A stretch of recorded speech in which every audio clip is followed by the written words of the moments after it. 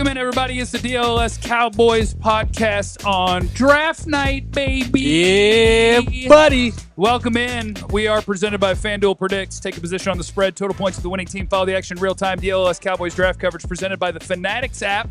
Rep your team's newest picks and cash in on your fandom. And it's the NFL Draft intro offer. Become a diehard for just $32 for the first year. The best way to follow the draft and get full access. All DLLS.com/draft-offer. The link's in the description. It's pinned in the YouTube chat. Let's get it. We're a WinStar World Casino and Resort for the NFL Draft. And we're ready. We are. You look good, man. Well, I half-assed it. You look all the way ready. You're dogging though. I'm absolutely You're dogging. I can see you got you're sharp right through there. Yeah, right through there, dog. You're dogging. You're dogging right through there. That's all good though. I am absolutely, positively dogging at all times in dress shirts. All right. Never wear an undershirt with a dress shirt. But welcome in, everybody. I'm Jeff Kavanaugh alongside Jesse Holly. And based on what I see in the monitor, I see the judgmental face of Clarence Hill, the greatest beat writer in the history of the Dallas Cowboys, out at the Star in Frisco. We say hello to everybody, and we say hello to Clarence. Hi, Clarence. What's up, guys? Jeff, you're supposed to have a jacket on today. You're supposed to wear just a shirt on Friday. We talked about this. Y'all talked about this. We did. There's always a decision to be made. Did. And I decided with the weather today, I was going jacket off. Okay. You know, I mean, you can go jacket on, you can go jacket off. You're a rebel. You're a rebel. You're supposed to dress up for the first day of the draft. You are. Number one, you set that precedent last year. Yeah. You set that precedent. And secondly, I think it's good the enough. idea that you don't wear an undershirt under a dress shirt. Never. And you got your nipples hanging. I mean, that's just stupid. I mean, what are you doing? Insane. 2026. It's insane. It's 2026. You want to breathe. You want to be comfortable. Comfort Insane. with a little bit of style over incredible style. A little less comfortable. Well, I'm comfortable. You're not comfortable. I am 100%. That's because you're comfortable dressing. I'm comfortable in mine. Okay. They look good. You got the pocket square working. You looking Of course. good, Jesse. Thank you, man. Good, Thank man. you. Thank you. But let's get to it.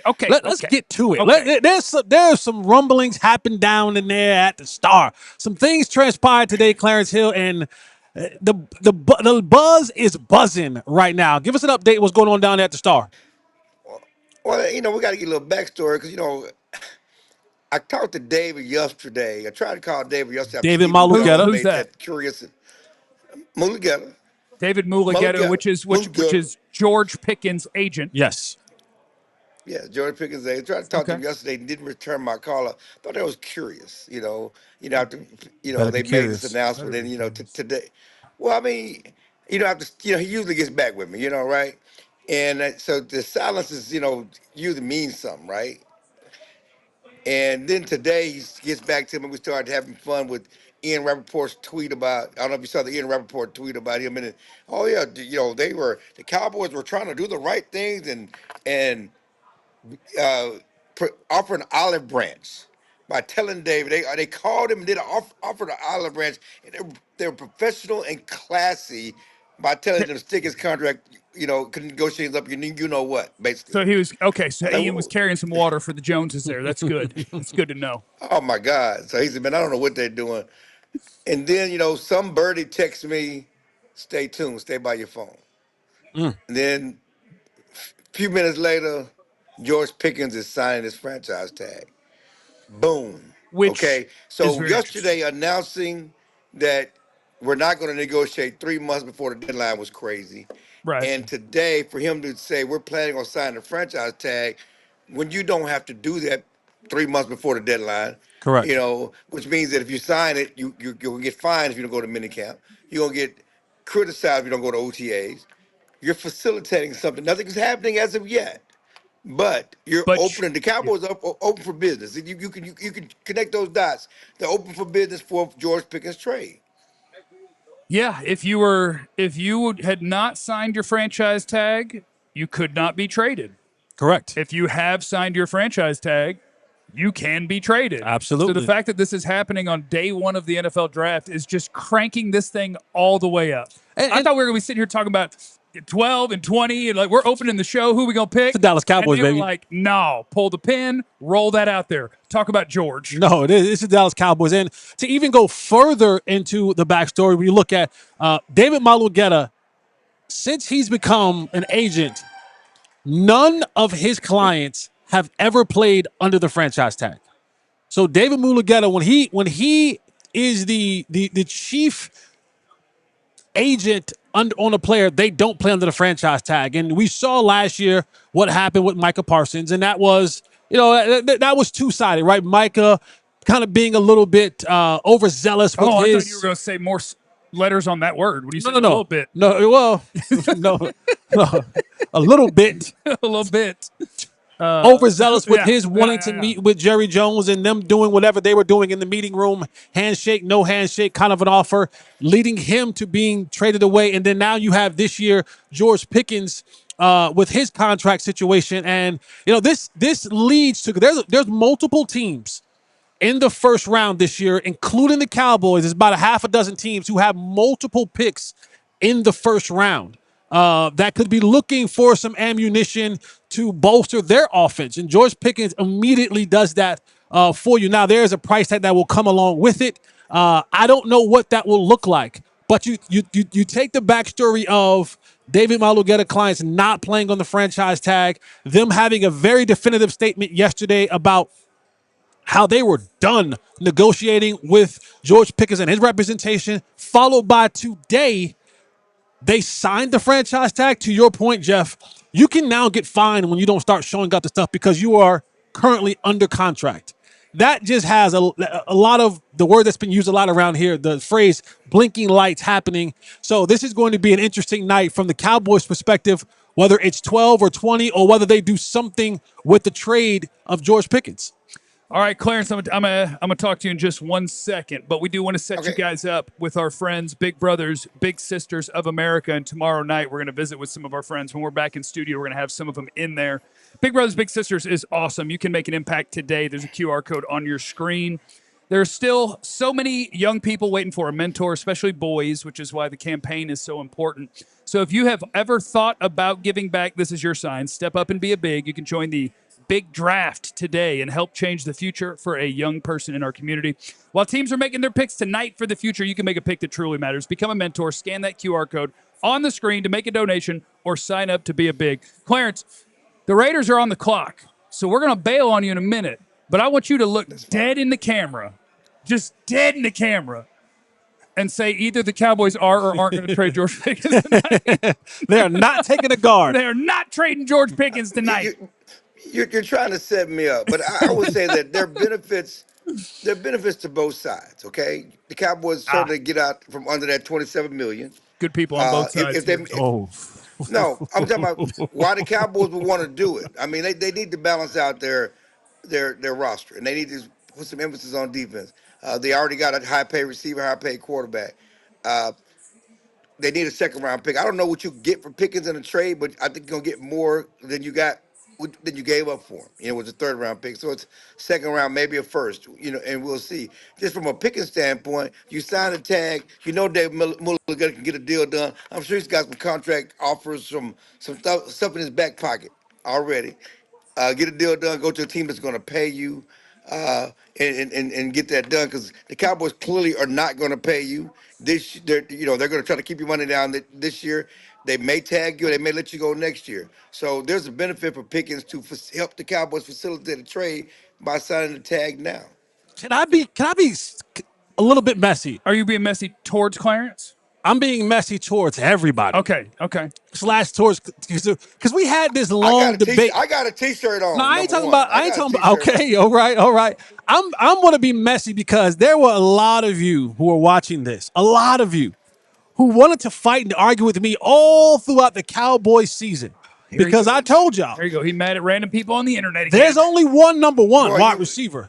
There's only one. Now, y'all want to tell me that George was better than. So we ain't talking about trading CeeDee Lamb, who's already under contract for what, $34 million? 34.5. That would actually be a damn good contract to get off of if you can trade. If George was your original, if it was your top number one. Okay. So the 88 was been the number one for a long time. Y'all don't come at me no more about who was and is the number one wide receiver on this football team. And I would say, first of all, I got the quarterback said they better not trade him. When I talked to the quarterback, he said they better not trade him. They don't care what he said. When did you talk to the quarterback? I mean, Twix, You just text the quarterback like tonight. The quarterback told you they better not trade him. Yeah. What are you going to do? You should tweet that. What are you going to do? You better tweet that. What the quarterback going to do if they trade him? Nothing. He gonna mount up like You he's know, supposed to but but and go out there and but play football and make Go to $16 CD million. 180 times. Absolutely. it makes 60. But Jesse, understand this. If it's not just about him being number one. It's about the money for the Cowboys.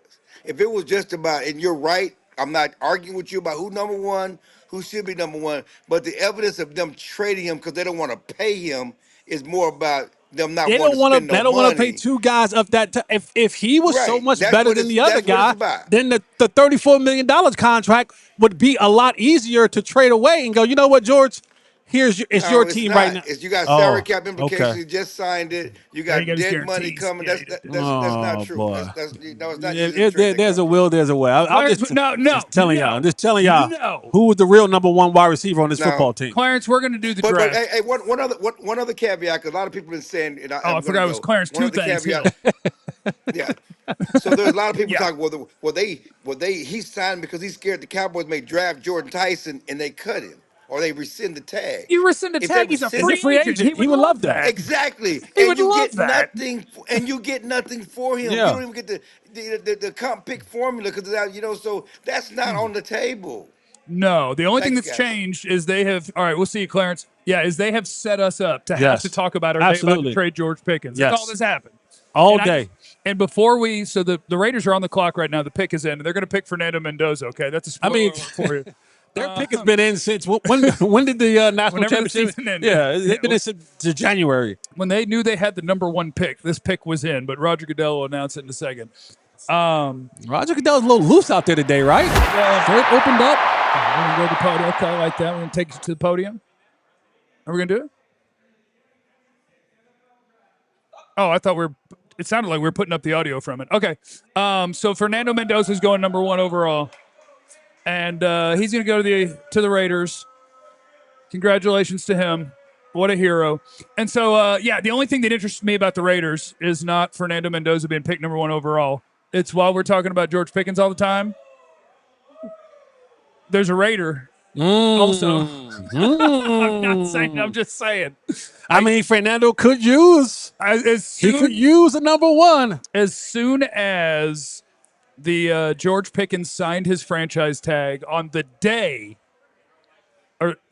of night one of the draft, I was just like, all right, well, you trading for picks, trading for Max. You could Ashton Genty, start calling about Myles Garrett. Ashton Genty, Brock Bowers, and George Pickens with Fernando Mendoza. That sounds like that would be a good. That could be a good time. That would be a good time. I do appreciate that the NFL draft has dropped it down to 8 minutes per pick in the first round now because they realized, oh, y'all just fart around in there. Like there's literally no reason to be waiting this long for all these picks. And it'll be relevant for the Cowboys. So we're on pick number 2 right now, which is the New York Jets. And the Jets, it has gone very back and forth between two names. Arvell Reese, Ohio State, David Bailey, Texas Tech. And now, if you're on the internet too much, you have the prediction markets everywhere. Yep. And it's like, uh-oh, watch out now. David Bailey suddenly. And then the next day it's like, oh, Arvell Reese now. And so this is the most I've looked forward to a draft that I can remember because the Cowboys have 2 first-round picks, which is really fun. And now, my God, you throw in, are we going to hear stuff about George Pickens tonight? And then just the fact that nobody knows what anyone is doing. No. Everything has changed weekly leading up to it. And for the Jets, this is Aaron Glenn was their first year head coach last year. Their defense did not produce an interception. No one at all. That was the first time in NFL history that a defense did not produce one interception the entire season. Of course, we know they traded away Quinnen Williams. Thank you. He's now a Dallas Cowboy. That's nice. They traded away Sauce Gardner. He's a Colt. So they're looking to kind of bolster up that defense again. And you would like to believe that Aaron Glenn, who is a defensive guy, who's probably going to be on the hot seat this year if they don't get some things. I'm just saying. You don't have to do all that. They don't get some things going. So you didn't have to do all the that. Jets are another team who have 2 first-round picks. So they can get their pass rusher here. They can, whether that's Reese, however you want to play him, whether that's David Bailey, and then they can come back later in the teens and get another pick. Yeah, so they're probably going to choose between those two pass rushers, and then like at pick 3, it starts that any one of these teams could be trading. The Cowboys have been tied to every one of these teams from like 3 through Would 11. Ty Simpson at this pick surprise you? Oh, it stunned me. Stun you? It would stun me. Because the Jets do need a quarterback as well. But again, that's another one of those things where that's why I'm going to enjoy the crap out of this draft is Ty Simpson. People started knocking him out of the first round, the Alabama quarterback, where it's like, well, yeah, not really. And then as of this morning, I've seen multiple insiders who are like, oh, teams told me today we're wrong. It's not will he go in the first, it's how high. Right. And I'm like, well, and look, it makes sense. If you have a quarterback you believe in, what does it matter where you pick? Like, you pick him. If you have a quarterback and you believe in him, pick him. But, teams also play the game of, do I have to pick him here? Could I pick him later? But, yeah, Ty Simpson would absolutely stun me. I'm waiting to hear whether it's David Bailey, whether it's Arvell Reese, and then we're just going to start knocking off names one at a time and figure out the names for the Cowboys that we're just like, I don't want to hear this one. Right. So the first name you don't want to hear is probably about to go off the board. Right. And then we'll transition into, hey, why don't you say some offensive line names? Why don't you drop some wide receiver names? But we'll get the pick for the Jets here in a sec. And they're going to pick one of these pass rushers. And they should. I mean, the Jets, like the Cowboys, they have a lot of needs. Yeah. They need a ton of players. They need a quarterback. They need some wide receivers. They can probably use a tight end. They can use a defensive end, a linebacker. They got a Cowboys list. They really. do. They got they do. Yeah, they could use lots and lots and lots of But things. let me ask you, when you look at, and you said this, you said that out of those players, that Reese may have the biggest upside, but David Bailey is the most plug-and-play guy in the top portion of this draft. Like, he's the one guy in the top half of this draft where you go, he's ready tomorrow. Yeah. And batteries come included. Yeah, and I think you can nitpick even the top guys in this draft. David, the guy who they canceled his 30 visit, and everybody went, well, that ain't it. Yeah. It ain't him. So Texas Tech's David Bailey goes to the Jets. And so, yeah, David Bailey is the guy in this draft that I think if your goal is this is the year of our Lord 2026, and what I want is the dude who's going to show up here and go get that quarterback, that's the best guy for you. Yeah. Arvell Reese, you're projecting it. David Bailey, and it wasn't just Texas Tech. Like, obviously, he blew up in his last season of college football. But even at Stanford, I love charts. I love when the nerds make charts. Okay. And so it's like, if you're looking at how guys did at pressuring the quarterback through their college career, like your pressure rate in your best year and then your pressure rate all the way through, that chart is broken because David Bailey makes you stretch the chart. He's up there by himself. Like, he's ready to rush the passer. Whereas Arvell Reese, you saw the video with him and Ben Solak, right, where it's like he has rushed the passer a little bit. Right. And he can't tell you what he was doing. He's like, yeah, I don't. I was like, and then he was like, and so I got him. Right. And it's like, okay. But, so you're projecting what he can become. And David Bailey it's third down. Can you please sack that dude? He's like, gotcha, coach. But you've also said that Reese still has that. If it clicks, oh my God. And to me, that catapults you past a little bit David Bailey, who's ready right now, but if it ever clicks for this guy, sky is past the limit. In the words of Michael Jordan, the ceiling is the roof. Yeah, and I think so. Like, a lot of guys in the draft benefit from things that have happened recently in the NFL. And I'll give you I say that because Arvell Reese is going to benefit from Micah Parsons, who was a linebacker that then was this sort of athlete, and teams are going to look at him and go, I've seen this. He could do what he did. And so, Mekhi Lemon in this draft is going to benefit because Amon-Ra St. Brown exists.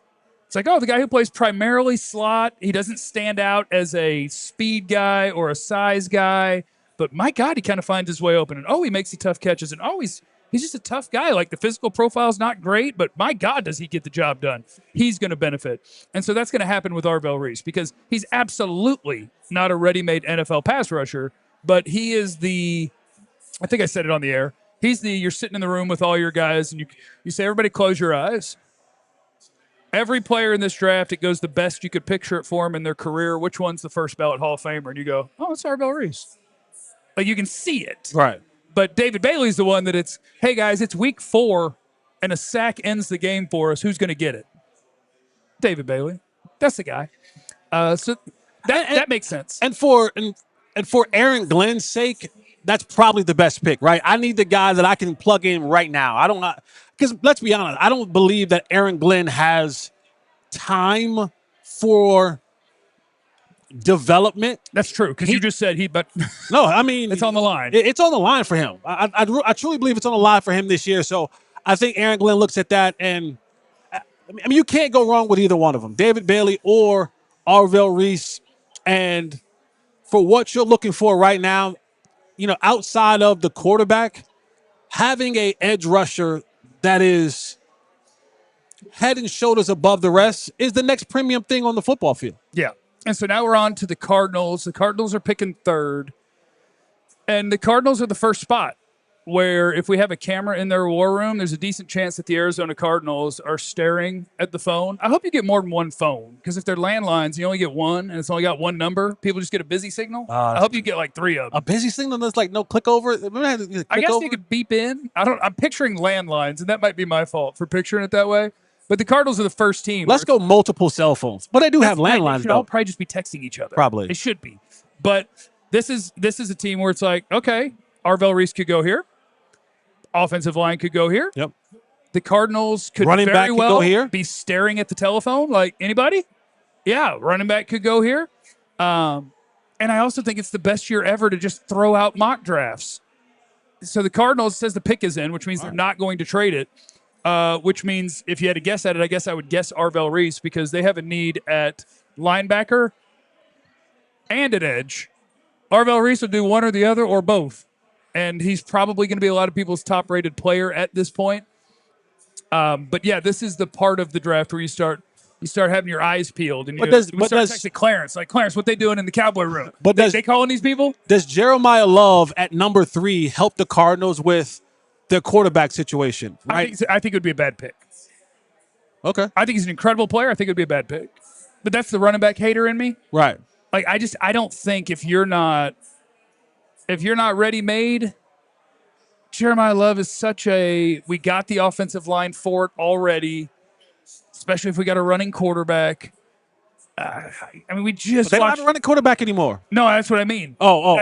They're missing all the things that could make it where it's like, can a number 3 overall pick running back elevate your offense? And like, he's an awesome player. But see, okay, he'd be awesome in Dallas at 12. It'd be a great pick. But let's ask you a question. You can block for him. You can throw. Last year we had the conversation about Ashton Genty. Yeah, and if he was going in the top 5, top 10, you knew that the team that he was probably going to didn't have all their ish together. Yeah, and everyone said, well, what the ability for him to break tackles and run away from people and be a receiver and all those great things, that it didn't matter where he went, that he would help an offense, even if it wasn't ready. He ended up going to the Raiders, and he had some good moments, last year.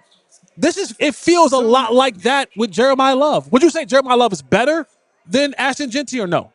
I would say on par. Let's see what they say.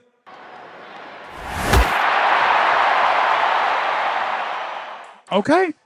Look, Jeremiah Love is awesome. He's awesome. It makes sense. I don't think he changes anything for the Arizona Cardinals. I think I personally think this settles your offense a little bit. And now, who is it? Jacoby Brissett, and you hope that Jeremiah Love is going to see 9 people at the line of scrimmage on every play. They're going to be like, hey, congrats on being picked 3rd. He didn't see that at Notre Dame? What's Jacoby going to do? Oh, he saw that at Notre Dame. College is different. I agree. But he's a beast. I love with Jeremiah his size, His size, his ability to make people miss, the way that he runs through tackles, you hope, with all due respect. And he's a hell of a receiver. And a hell of a receiver. All due respect, you hope that Marvin Harrison Jr. finally lives up to the hype that he was at Ohio State next year. Now, if he does that, that gives you an opportunity. Trey McBride, beast. He is a beast. Absolute beast. He's a beast. Now, if you have that running ability, now, okay, you want to bring 9 in the box? Then I beat you over the head with Trey McBride and Marvin Harrison Jr. Okay, cool. Now you want to get out of that situation? You want to have a light box? I give it to Jeremiah Love at inside, outside. He can break tackles. He's physical in the passing game. Like, he can do a bunch of different things. He's a beast. I think this settles the Cardinals' offense down until they can find their franchise quarterback. Which is not, it's not Jacoby Brissett. Let's be honest. He's a placeholder. Gardner Minshew. I think he's there too. I think he got hurt last year. Did he? Didn't he get hurt his knee or something like that? I think I saw his name when I was looking at the roster. I think. So we got Tennessee Titans at number 4, and they had been the first team up until about 2-3 days ago when the mock draft started being like Jeremiah Love 3 instead of 4. He kind of lived at number 4, and so now we're gonna look at Tennessee. And you're going to see another team, by the way. And the Cardinals, the Cowboys have to play the Cardinals this year, so. Come get some. Okay. Come get some. Y'all save this clip when the Cardinals have to play the Cowboys this year. Jesse, we got rid of everybody who could rush the passer to make sure everyone's 300 pounds. Yeah. Our whole defense is 300 pounds. Okay.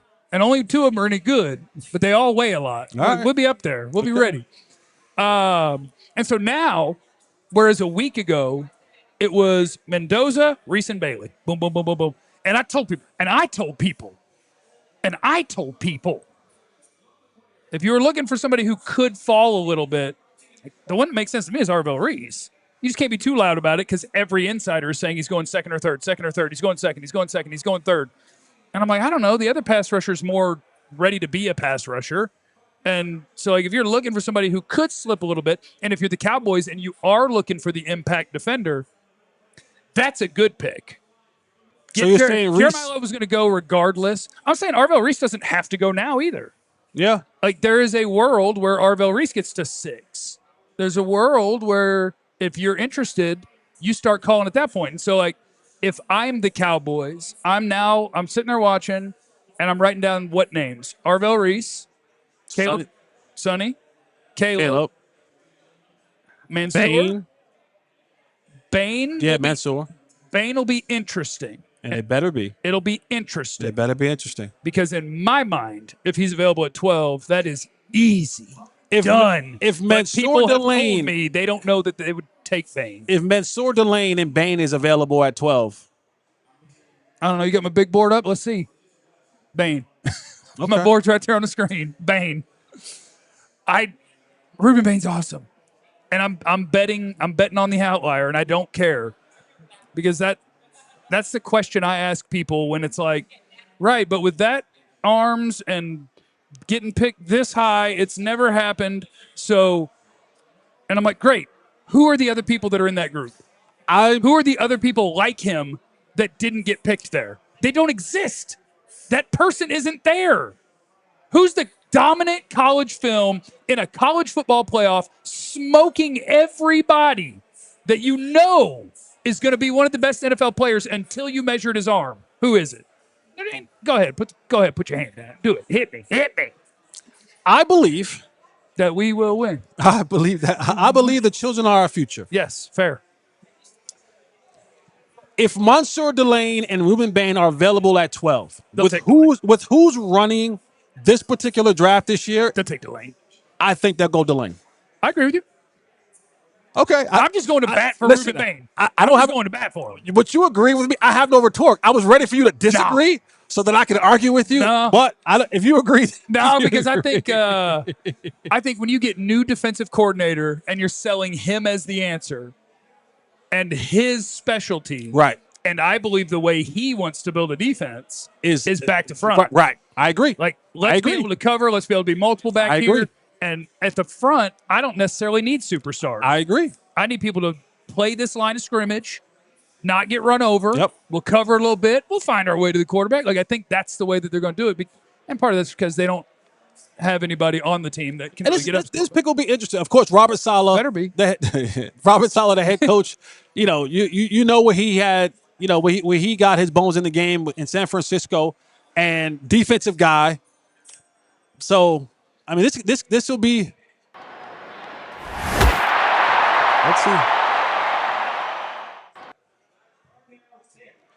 Wow. Let's go. Hey, that's our first one of these. Wow. Carnell Tate. Hey, that's our first celebration. They got a receiver for Willis, huh? That's our wow. That's our first. That's our first. Good. Because Jordan Tyson's been getting hot. Jordan Tyson's name has gotten hot in the draft circles lately, and I want multiple wide receivers to go early.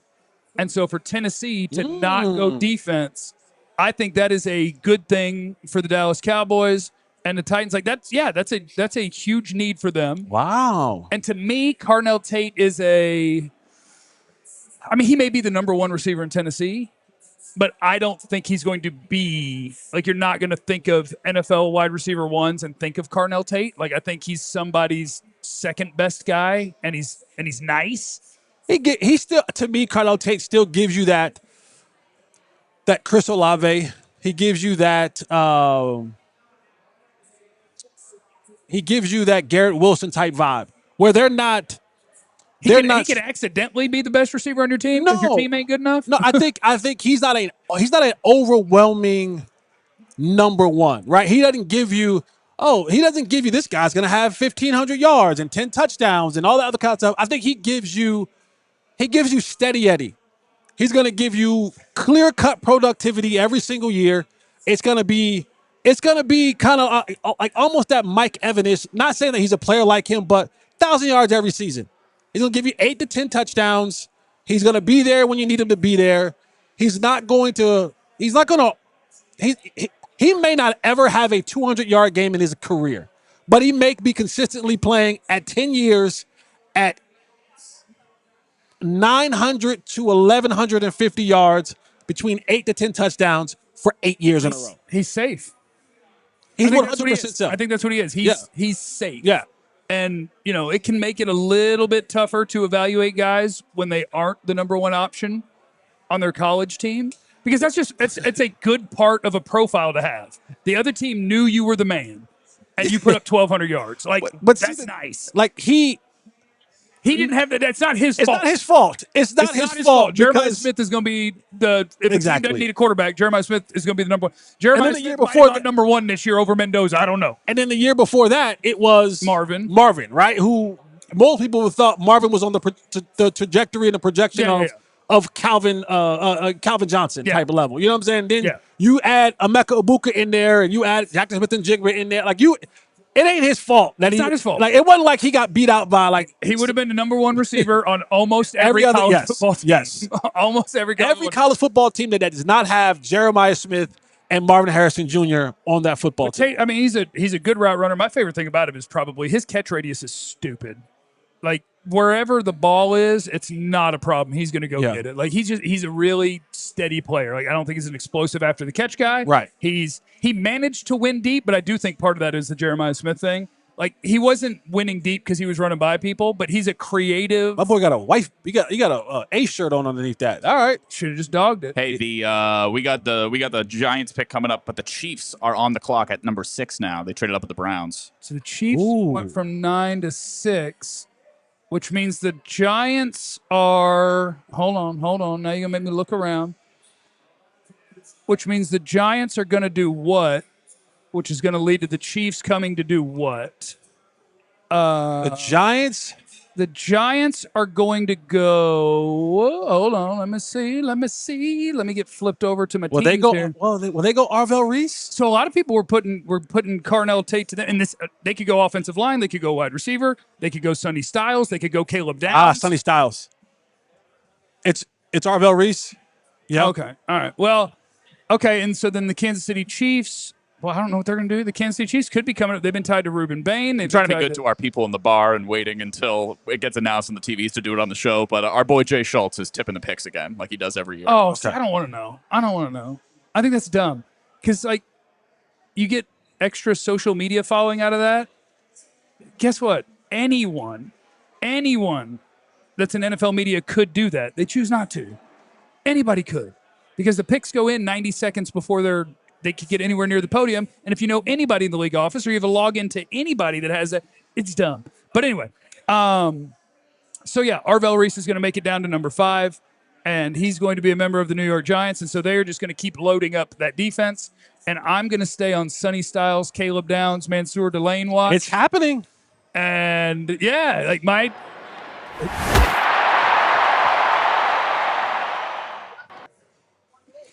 So Arvell Reese is another guy that's just freaking awesome, and he could end up being the best player in this draft. He might be the most talented player in this draft. It's just a matter of what's he going to end up being, and what is he going to do for you as a rookie, and where are you going to put him, and are you smart enough to make him the guy that he can be?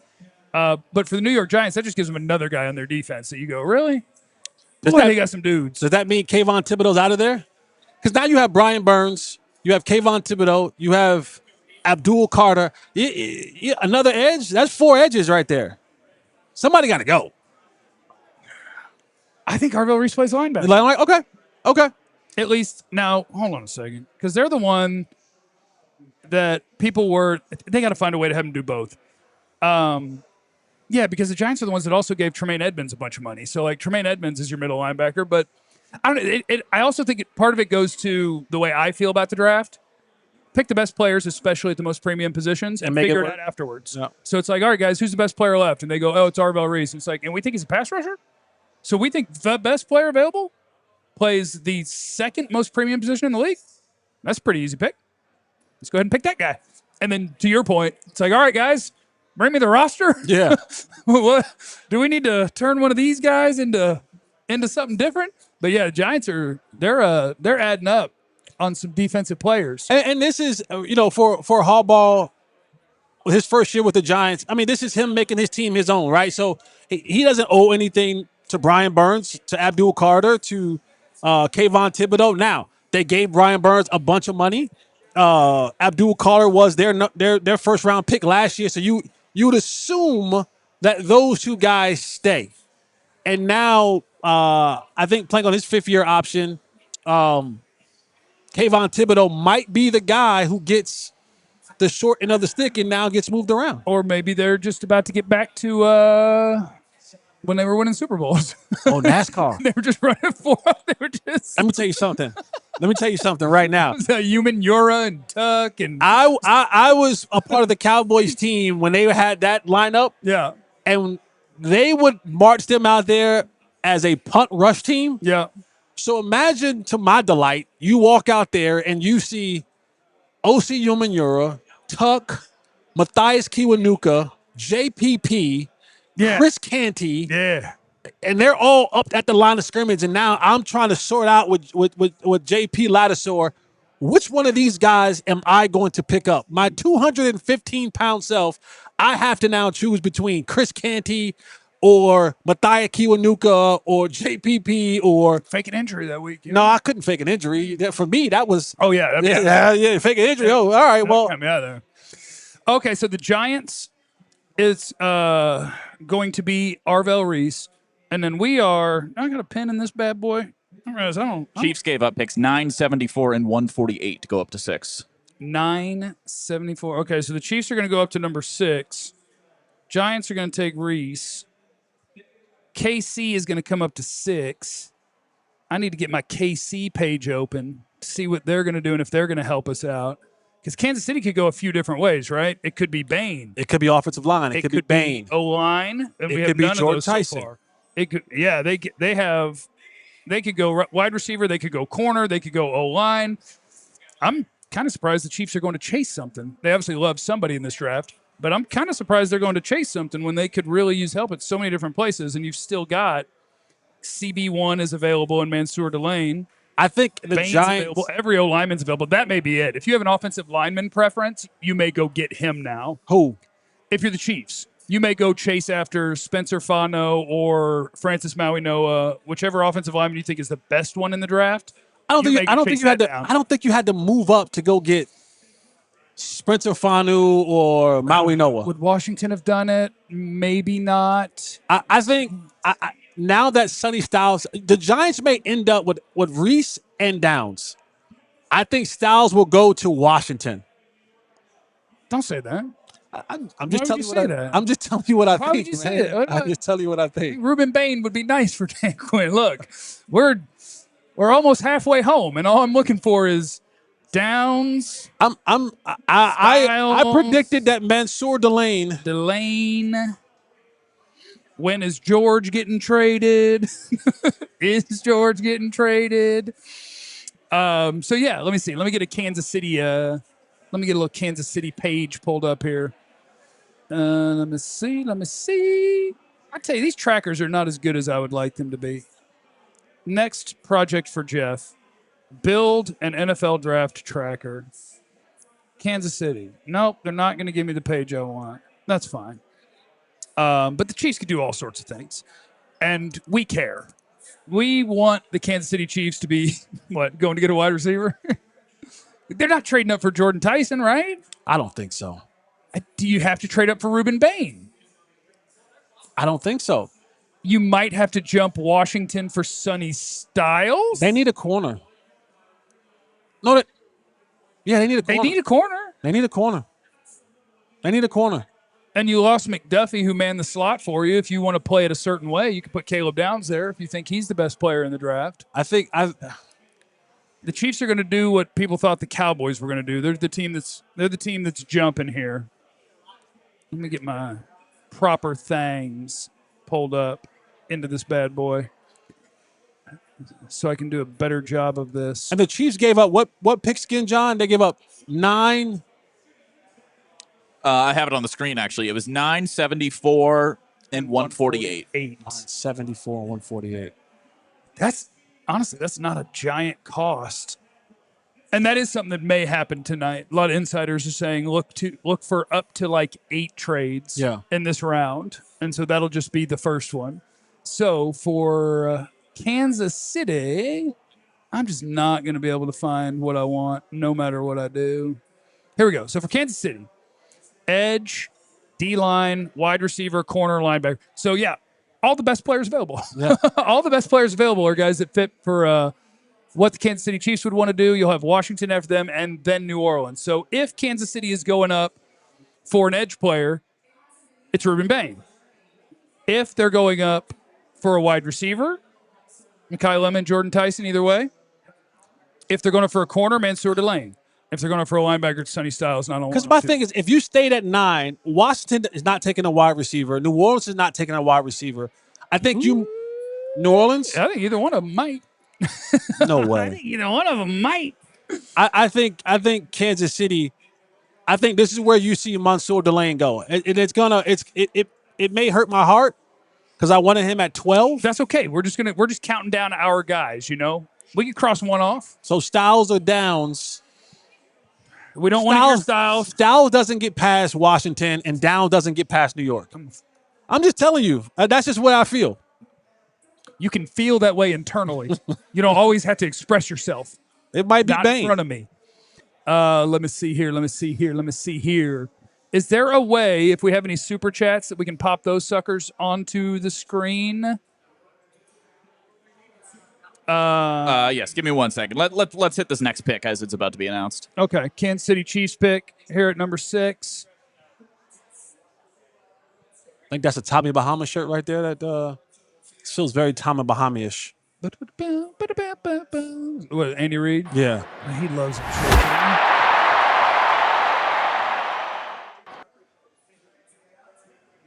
Okay, Jesse Holly's on a heater. Jesse Holly. Mansoor Delane is going to the Kansas City Chiefs, and that's okay. What we're going to start doing now, Jesse, is we're going to rationalize every pick and why it's okay. As we are doing this show at the Cowboys Bar and Grill at WinStar World Casino and Resort, where you should be. We got a bunch of people up here watching the draft with us. It's awesome. So Mansoor Delane, CB1 in this draft, and with the uncertainty around Jermod McCoy's knee, he became CB1 maybe by a mile. Yeah. Then you couple that with Avion Terrell and his wonky 40 at his pro day, and he became CB1 by 12 miles. Yep. And Kansas City had a big-time need, and the cost really wasn't all that much to go up. Here's why it's okay. It's time to start rationalizing. Okay. That's fine because Mansoor's going to play outside corner. We don't want Bland in the slot anyway. You don't. You know, we don't. They don't. You don't. I don't. They don't. We don't. I think he will play inside, excuse me. Only if we don't find anything else. I think we're going to change that at number 20 tonight when we take Avion Terrell and then Deron Bland can stay where he needs to be, or Caleb Downs at number 12. So Delane going number 6 to the Kansas City Chiefs. We move onward and upward to the number 7 pick, and we're going to go to the Washington Commanders, which is going to be another hot spot for all of the guys that the Dallas Cowboys want, but that shouldn't be a Sonny surprise. Styles. You stop. That is Sonny Styles. It's Ruben Bank. When Dan Quinn, what did you say? Close your eyes. Ruben Bank. When Dan Quinn closes his eyes and he thinks about the player, he has visions of Sugar Plumps and Micah Parsons. I think it's Sugar Plums. Plum? Yeah, you don't have to make them plumps. Plums? Yeah, What's plumps. a sugar plum? It's a sugar plum. What's a plum? What's a sugar Plum. plum? A sugar plum, like a fruit, but with sugar. Did you just make that up? I bet that's what it is. I made Sugar Plump up and you made Sugar Plum up. Well, no, it's visions of sugar plums dance in their head. What's a sugar plum, though? Plum? A plum. No. I know what a plum is, but what's a sugar plum? Plum with some sugar. All right, you guys want the super chats or what? Oh, yeah. Super chat. Pop them things on the screen. Sorry about that. Let's see here. Unk's burner account. Oh, yeah, I asked somebody if the super chats are working. He said they work. Hope it don't get cold in there, Jeff. That's true. I am dogging. Yeah. Call this dogging the draft. And that's what we're doing there. And are we done with the super chats now? We're up to 1. Got that handled. Indominus Hulk. Okay. Yo, I messed with the decision to keep to the top button loose. Whatever happens, let's all just be happy it's draft day number 1, That's 2026. Swayze's in here. Chances Jordan Tyson goes number 8. I have a parlay. I hope that your parlay goes well. He's not going right now. Yeah, I hope that goes well. He's not going to the Commanders, I don't believe. It'd be cool if he did. That would be amazing. They need help at receiver, Jesse. They need help at receiver. They need help at corner, but they won't do that.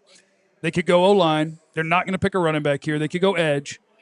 We could get Bain here. We could get Styles here. We could get Tyson or Lemon here. We have not had an offensive lineman go yet, and the Cowboys' dream scenario is that one or more probably goes before they get to number 12. You be mad the Cowboys take a left tackle? If Francis Maui Noah is available at number 12 overall, I think I have to check my big board. I can't be mad if they pick him. I won't be mad. That's number 8. Spencer Fano's number 9. That's a right tackle. Like, I can't be mad if you pick a top 10 player at a premium position at 12. I can't get mad about it. If they go left tackle, the Cowboys go left tackle, I'm not going to be mad. Also, the Jermod McCoy that's on there, just know that you can put a line through it. He's not going. Well, there's just so many questions people have about knee, and is it going to be like another surgery and all that stuff. So just I wouldn't even. But that's the opposite knee, right? Not the that. same knee. Was it the opposite knee they're concerned about? The way I heard it was they were worried about the one and maybe having to do some more and maybe. You are the knee expert, so I yield my time to you. I'm working on it. Well, we're going to get the Washington Commanders pick at number 7. Hopefully it's not Downs or Styles is what we're hoping for. Let's see what we got here. No, I don't need a sponsor for the pick, Raj. All I need is the pick, my friend. Although, you know what? I support that. If anybody wants to sponsor each pick on this show, hit us up as we're right here at WinStar World Casino and Resort at the Cowboy Club. Oh, it's a Walter Payton Man of the Year sort of deal. All right, Washington's going to pick a player. Then New Orleans is going to pick a player.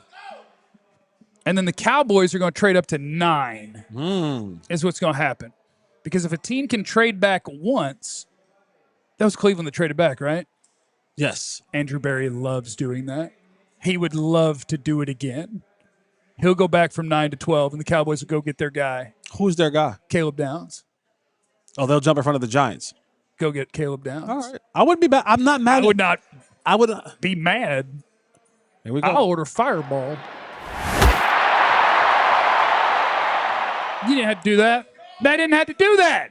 They didn't have to do that. It makes sense. You know, I'll tell you this. Sonny Styles has only played linebacker for 2 years. Early in the season, a lot of questions about his stack and shed ability. I'll try to find some other negatives. I can't. Sonny Styles was my guy. I was hoping he made it to 12. But my dream guy to 12 is, and will continue to be Caleb Downs. Sonny Styles was one of them. He's out of there. Now I'm down to Bain and Downs. And I don't know if the Cowboys would pick Bain. But, yeah, Sonny Styles. The division. Yes, Carnell Tate is already gone. Yes, Carnell Tate's already gone. Yeah, I mean, when Dan Quinn thinks about Sonny Styles, I'm not by any means comparing him to Micah Parsons, but he looks at him and goes, "That's my little Micah. That's my little Fred. I know. That was my little Fred." And he looks at him and goes, he might be my big Fred. He may be bigger than Fred. He is bigger than my big Fred. When you see Fred, he might be bigger than Fred. Fred's about 6'4", 240, isn't he? Fred, when you see Fred in person, he doesn't like he's a large human being. Yeah. He looks smaller on the field, but he's not a little person. But this makes sense. Now, the Saints, here's where it can get interesting, because Saints, Bain. The Saints for the longest they had what's my guy's name? Jordan. Last name Jordan, right? Who you talking about? Cameron Jordan. Well, he's long in the tooth, and if I'm not mistaken, he is not under contract right now. So that may be a situation where the Saints go, we found our new Cameron Jordan in Ruben Bain. Yeah, I think they could use Ruben Bain. I mean, the Saints, when I just pull up their lineup and you look at the names, the Saints could absolutely take a receiver. Have you heard of 2 of their 3 starting receivers? No, I heard of Chris Olave. That's one? Yeah. You can't play with one? No, but Jordan Tyson. Okay. Look, part of me is saying that because I want it to be Jordan Tyson. He's my wide receiver 1. But I'm like everybody else, where you're just a little bit gun shy. Yeah. You're like the guy who got hurt every college football season in some way, shape, or form. And I got some questions. Sonny Styles hurts me. New Orleans at 8, ideally, takes a wide receiver. Cleveland at 9. We're going to have a hard time getting to Caleb Downs. You could get, what you could get is receiver. Caleb Downs is not getting past New York, bro. Chill out. Receiver, hear me. Receiver, O-line. Then we just got to worry about Miami. I think edge, Saints, O-line, Cleveland, Downs, New York. Receiver, O-line.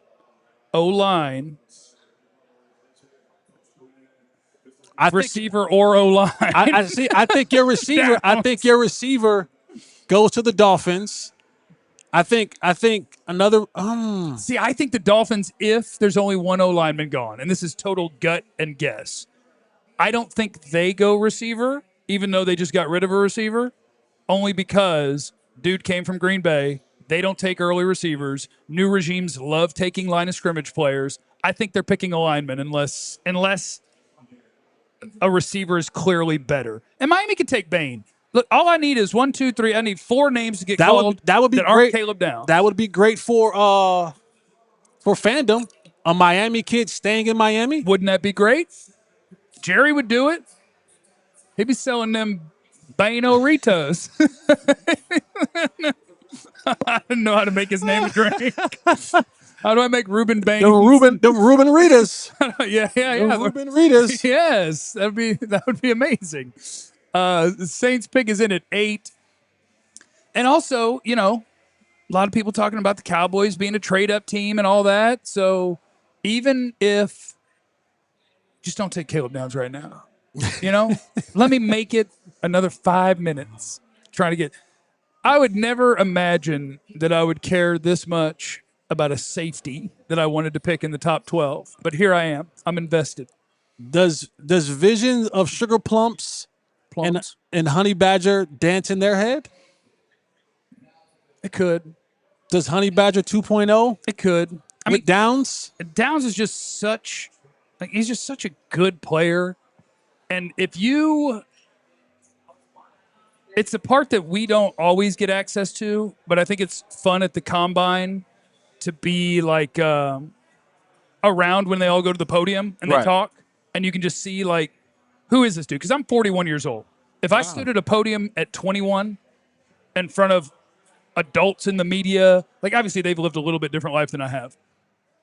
But just the difference in like, Caleb Downs is what, 20, 21, whatever, he's 21 years old, I'm sure, because he's played 3 years in college. Dude talks like he's 36. Like he's been leading a company for a decade. And it's just like, it's not just a player. It's a culture. It's a player. It's the way you work. It's all of these different things where with 21, 22, 23-year-old people, I feel like you're going to get a whole different spectrum of like, okay, guys, this tape's incredible, but kind of immature, right? Like, is he going to... And with Caleb Downs, it's just like check, check, check, check, check. The only not check is he plays safety. But yeah, I'm just trying to get him there. Well, I'm just trying to get him there. I mean, Matt Patricia said the minute you draft Caleb Downs, he becomes the smartest player on your defense. Yes. And the face of your franchise. Yes. Day one. I was telling you to check your text. Yeah. For what? I was okay. So now the Cats. I was trying to get water. I was trying to get. I was trying to be professional. I could do for some more. I was trying to be professional. Dr. Pepper. And I asked for water. I texted you 30 minutes ago. Oh, and if I could get a fireball as well. No. If I could get a fireball as well in case we get Downs. Did that. We'll do it again though. Yeah. Yeah. What I would love is I tried to be professional. Yeah. Text balls 30 minutes ago. Hey. Well, should I get some water with a straw? And they're going to get you squared away. You know why? Because if you are at the Cowboys Bar and Grill at Windstar World Casino Resort, they're going to take care of you. They have. They're going to take care of you. Yeah. They would take care of all of our people. Our people just forgot to worry about us people. Yeah, you know? I know. They can take care of everybody. And my lady, she was great. She's nice enough not to want to interrupt her broadcast. But before, she was just like, what you need? Morgan is her name. Oh, yeah, Morgan's great. Morgan. Come up to Windstar all the time. You know, get up to Windstar all the time. Play golf. Straight up 35. Do some gaming. Quick shot. Right across the border. Okay, so we are at pick number 8 with the New Orleans Saints as we make our way to Caleb Downs being a Dallas Cowboy at either 12 or 9. Either way. Cleveland will want to trade out again. It's what they do. They'll do it again, and we'll be happy to take advantage of it. They have a lot of needs. They're about to maybe let Deshaun Watson play football again. That's crazy. They need to do what? They're thinking about it. All right, Saints. Take Jordan Tyson. I dare you. Who that? Take Who that is in Cincinnati? Who they? Jordan Tyson.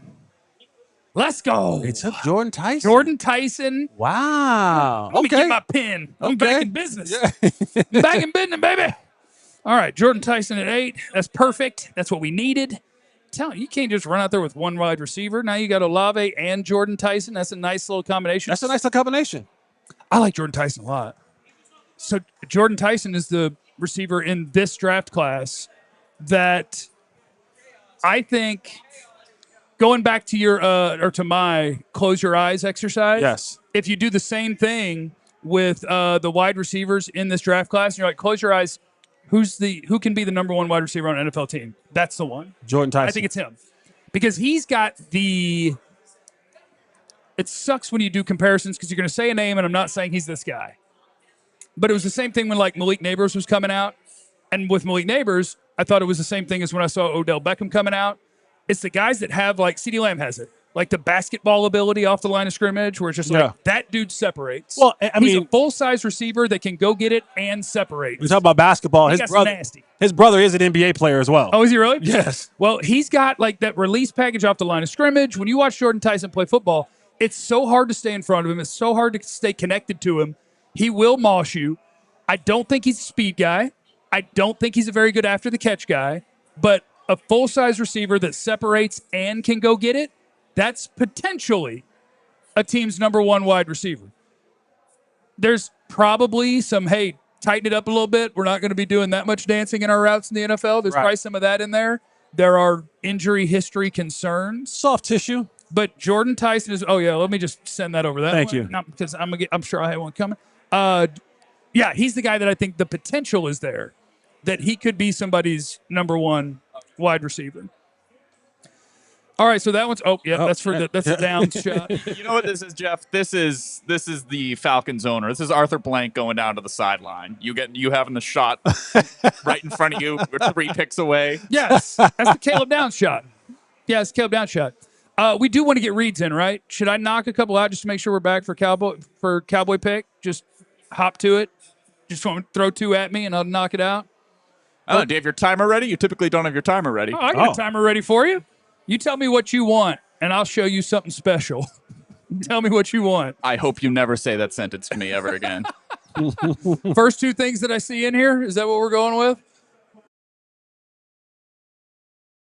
We're going to go over here, Jeff. Where are we going? We're going to do one of these. You're going to hit me with one of these. Oh, yeah, old FanDuel Predicts. I love my FanDuel Predicts. That's what you like to do is you like to take a position on the spread, the total points, the winning team, follow your action in real time. You've got a lot of playoff situations going on right now. You follow all that. You predict the spread, total points, game-winning moments that make the playoffs, all those different things. From opening tip to the final buzzer, you stay locked in with every pass, every play, and every moment that moves us closer to crowning a champion. Sign up now for your $25 bonus on FanDuel Predicts. That's offered by FanDuel Prediction Markets, LLC, a registered futures commission merchant, 18 and up. Bonus is non-withdrawable, expires 7 days after receipt. Trading derivatives involves significant risk and may not be suitable for all investors. Manage your activity with our consumer protection tools. Restrictions apply. See terms at fanduel.com/predict/bonus-offer-terms.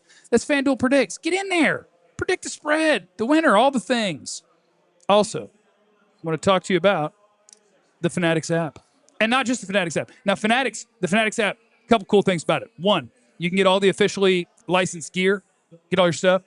If you want to get a Pickens jersey, I'd go like right now. Right now.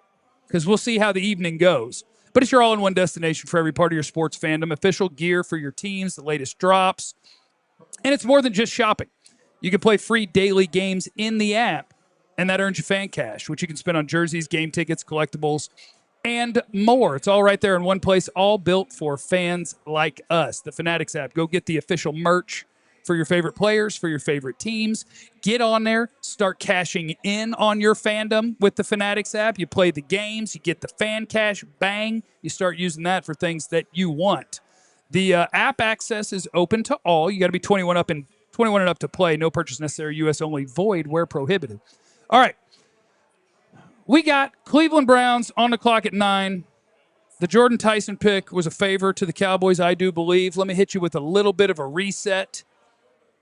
As we've got Mendoza 1, Bailey 2, Jeremiah Love 3 to the Cardinals, Carnell Tate 4 to the Titans, Arvell Reese 5 to the Giants, who keep stockpiling defensive players. Mansoor Delane is number 6 to the Kansas City Chiefs. Sonny Styles, number 7 to the Washington Commanders. And at number 8 is Jordan Tyson going to the New Orleans Saints. Browns are on the clock at 9. 9 has been a spot that has been talked about potentially as a spot the Cowboys could trade up to for the right player. One of those right players still exists on this board in Caleb Downs, but the Browns are making their pick at 9.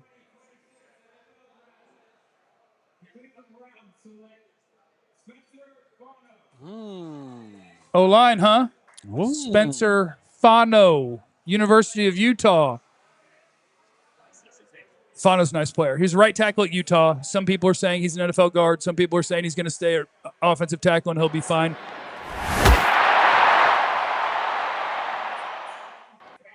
All right, it gets interesting here now. So, yeah, Fano at 9 to the Browns, and that was kind of their thing all over the place, is they're picking at 6, and it seems like they want offensive line. They don't feel like they have to do it at 6. So people talked about the Cowboys going up or somebody else going up, and they got to do it. They got the guy that they wanted. They moved back 3 spots to do it. They picked up an extra 3rd-round pick and probably like a 5th-round pick. And they still get the guy that they want. And now we move on to number 10, which is the Giants, who are going to be the dream crushers, according to Jesse Holley. We got Giants and Dolphins left. We got Bain and Downs on the board, unless you're willing to take an offensive lineman. And we are drawing in towards the sort of worst case scenario that we've talked about for the Cowboys, where all of the defensive players that you think are kind of worth that pick or that you'd be excited about at that pick don't make it to that pick.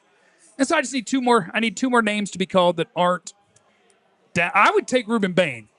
I don't know. Like Broadus tells me he doesn't know that the Cowboys would consider Bain.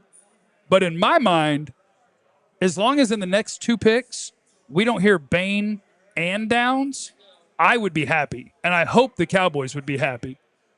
Like, Ruben Bain, you figure it out. The Giants are wasting no time, as the New York Giants pick is also going to be in. All right, you'll get one of the two now. You'll get one of the two. New York Giants take Francis Maui Noah, the right tackle from Miami. And I don't like that because I've always said I'll take the Giants seriously as soon as they can block. And so, and look, that's like, this is the NFL draft, right? Francis Maui Noah plays offensive tackle. If you think that that dude is graded anywhere near somebody like Caleb Downs and you have a need at offensive tackle, you're going to take him. This is how safeties like Kyle Hamilton makes it to 14. This is how, Jeffrey, like, insert name here. The Dallas Cowboys are on the clock at pick number 11. They trade up. 11. Oh, be Caleb Downs. Be Caleb Downs. It's got to be Caleb Downs. It has to be Caleb Downs. What's the cost to go up one spot? I hope it didn't cost too much. What's the cost to go up? We're on Cowboys, 11? Cowboys. We're going up, baby. Cowboys. They're excited here at WinStar. We're having a time at WinStar, baby. Cowboys Bar and Grill, WinStar World Casino and Resort. If it ain't for, I don't look. Even if it's for Ruben Bain, I'll be thrilled too. That's two of my top 12, players. 177 and 180 to go up one spot. 177 and 180. That's what, 5th round picks. Yeah, sounds couple about of right. 5s. Because the Cowboys had multiple 5th round picks. You know what's wonky about that? Is if you're trading with the team right in front of you, they weren't taking your guy. They probably weren't. But they might have called you and been like, look, somebody's offering a 5 to come get him. Give us 2. So now, is it and now? We won't let I them. know who you want, but is it who they want? Is it Downs? Is it Bain? So I think it goes back to what you were saying. Who do you think has a lot of say on this pick? Christian Parker. Who do you think Christian Parker wants? Caleb Downs. I agree. I agree. I think he wants Caleb Downs. I think he wants Caleb Downs. I think he Cowboys wants pick is in, and we will give it to you.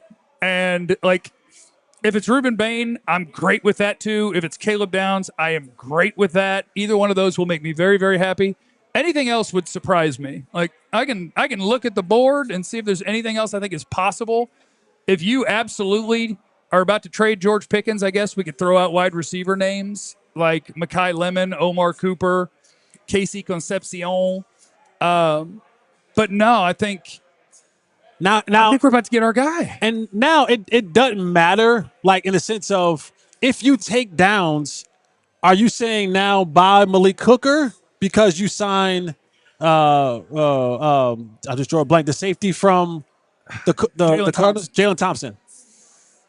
Maybe. And not saying it depends what you want to do with Downs. Okay. Because I think if Christian Parker's going to run his defense a certain way, like, I think Caleb Downs can be your nickel corner. I think he can play there. I think because the way that you sort of design it, the nickel is still, like, he'll play man coverage some, but he'll also have a lot of different things where you're playing different versions of zone, where you're giving him a chance to be the, hey, what if you go be a genius? Right. What if you go figure out how to screw this play up for us? Yeah. And I think he's great for that. So we're talking about it as if it's already done, but we don't know what the pick is going to be. But the Cowboys are on the clock at 11. They traded a couple of picks later in this draft to go up one spot. And CC Maui Noah goes number 10. And I do have a Caleb Downs shot in front of me. Okay. I have a Caleb Downs shot in front of me just in case. And we know that the Cowboys pick is in, but I don't like being spoiled, and I don't want to know. I just want to sit here patiently and wait until I see on the television. Oh, they're going to take a commercial break. Take a commercial. Golly. Oh, I hate them. Golly, we got to wait. We got to wait. That's okay. It's okay. That's all right. I can wait. Don't tell us yet, John. Don't you tell us yet, John. If you're Don't you looking at tell Twitter, us. I don't want to know. Don't you tell us. It's a Caleb Downs fireball shot, just in case. Just in case. But Jesse, you don't want to announce the pick to the bar at Windstar World Casino? You don't want to stand on the table and announce it? We could do it if you want to. If you want to give us the pick, we can stand up and announce it. Do you want to do it, Jesse? Do what? Announce it on the Film table? Film him. Yeah. All right, let's do it. Show him who the pick is? Let's do it. You Get show loud and him get the proud. pick. Who is it? Show Jesse the pick so he can tell the people the pick. All right, here we go. Oh, do you know the pick? Yep. Oh, God. Here we go. Hey, Cowboy fans, with the 11th pick, the Dallas Cowboys select, drum roll please, I only got one hand. safety out of Ohio State, Caleb Downs. Let's go! Are you not entertained? This is for you, Windstar. We did it. It's all I wanted. I'm going home. That's all I wanted. All I wanted was Caleb Downs for Christmas. And now I'm good. Let me see. Hold on. Let me look at something real quick. John, can you do me a huge favor and put my board up? Could you put my board up on our screen? Yes. Boy. Yeah, if you can Tanner just put sent my me an board. updated one, so give me a second. Oh, okay. Well, until he gets it up there, Jesse, you want to look at my laptop? Yeah. And look at this stack of players? Jesse Holly, who do I think is the best player in this draft? Caleb Downs. That's your guy. Mendoza is not even in Jeff's top 33. Oh, well, I'll tell you a secret about that. We have a quarterback. I didn't even watch him. Yeah. I think they got the best player in the draft. Okay. I think Caleb Hold Downs. on, Jeff. You're gonna look into this camera right here. Which one? This one right here. That one right here. Bobby, if you're listening, hit record. Jesse, Jeff cut me a short right now. The Cowboys with the 11th pick in the draft got the best player in the NFL draft. They've absolutely been at their best when they let this thing come to them, and they just did it again, kind of. They went up a little bit. They had to go up a little bit, but they had to go up a little bit to make sure that they got their guy. You know what I'm tired of from the Cowboys? Is sitting there at a certain spot in the draft, and you waited too long, and you go chasing after a need, and then you bust. What you're not going to do with Caleb Downs is bust. He was one of the best players in college football when he was 19 years old at Alabama. The dude is a football genius. He's going to run your secondary. You don't know who's going to wear the green dot? Guess who's going to wear the green dot? Your nickel corner / safety will wear the green dot for you. Caleb Downs is freaking awesome. Caleb Downs on a football field sees the future. Caleb Downs is a stud, and the Cowboys got Caleb Downs. We won the draft. A+. It was a great draft. Thank you, everybody, for coming out. Have a great night. Drive home safe. We got Caleb Downs. Hey, we got one more pick. We still got one more pick. We got 20. Maybe we might end up with two more. Still got another pick, man. No, this is great. And what I'll be really looking forward to is when they do their end of round, and hopefully they'll have Christian Parker up there. I would love to hear him talk about Caleb Downs. You know what he's going to say about him. Well, he's going to say versatility, intelligence. He's going to say all the things that he's been saying since he got to the Cowboys. This is what you said about Caleb Downs. It's literally everything that Christian Parker said he wanted in a football player. This player is what Christian Parker says controls his defense. Yeah. And he has them. Yeah, I think you got the smartest player in the draft. And Christian Parker talks over and over again. TV just announced it. Caleb Downs. Let's go. Oh, you're going to get so many marketing deals, too. Yeah. Oh, it's going to be so good. Oh, we're going to sell jerseys. Get on that Fanatics app. And if what Matt Patricia said about him, you now also, in a hell of a football player, you now have your Dak Prescott on defense. Yeah. You literally now have what you've been, because the Cowboys have swung and missed on trying to find that leader on the defensive side. You now have him in Caleb Downs. And I know that he's a rookie, but from all accounts of what everyone has said about this player is his leadership is just as good as his football play. Yeah. And so now you have Dak Prescott on offense, and you have Caleb Downs on defense. That is the leadership that Brian Schottenheimer has talked about. That is the leadership that now Christian Parker gets on defense. And like you said, I don't think the Cowboys lose with this pick. I said yesterday, the way that this first round draft goes will determine the success and or failure of Christian Parker in about 2 years or 3 years from now, this is a great start. Well, yeah, yeah, because if that, like, if that statement is accurate, Christian Parker couldn't have gotten a better guy for that to be the case. Yeah. Like, if you just said, hey, your next 2-3 years are going to be defined by what happens in this draft, what do you want? He'd be like, That guy. that guy. Yeah. And picking at 12, you don't know. But again, safeties tend to drop.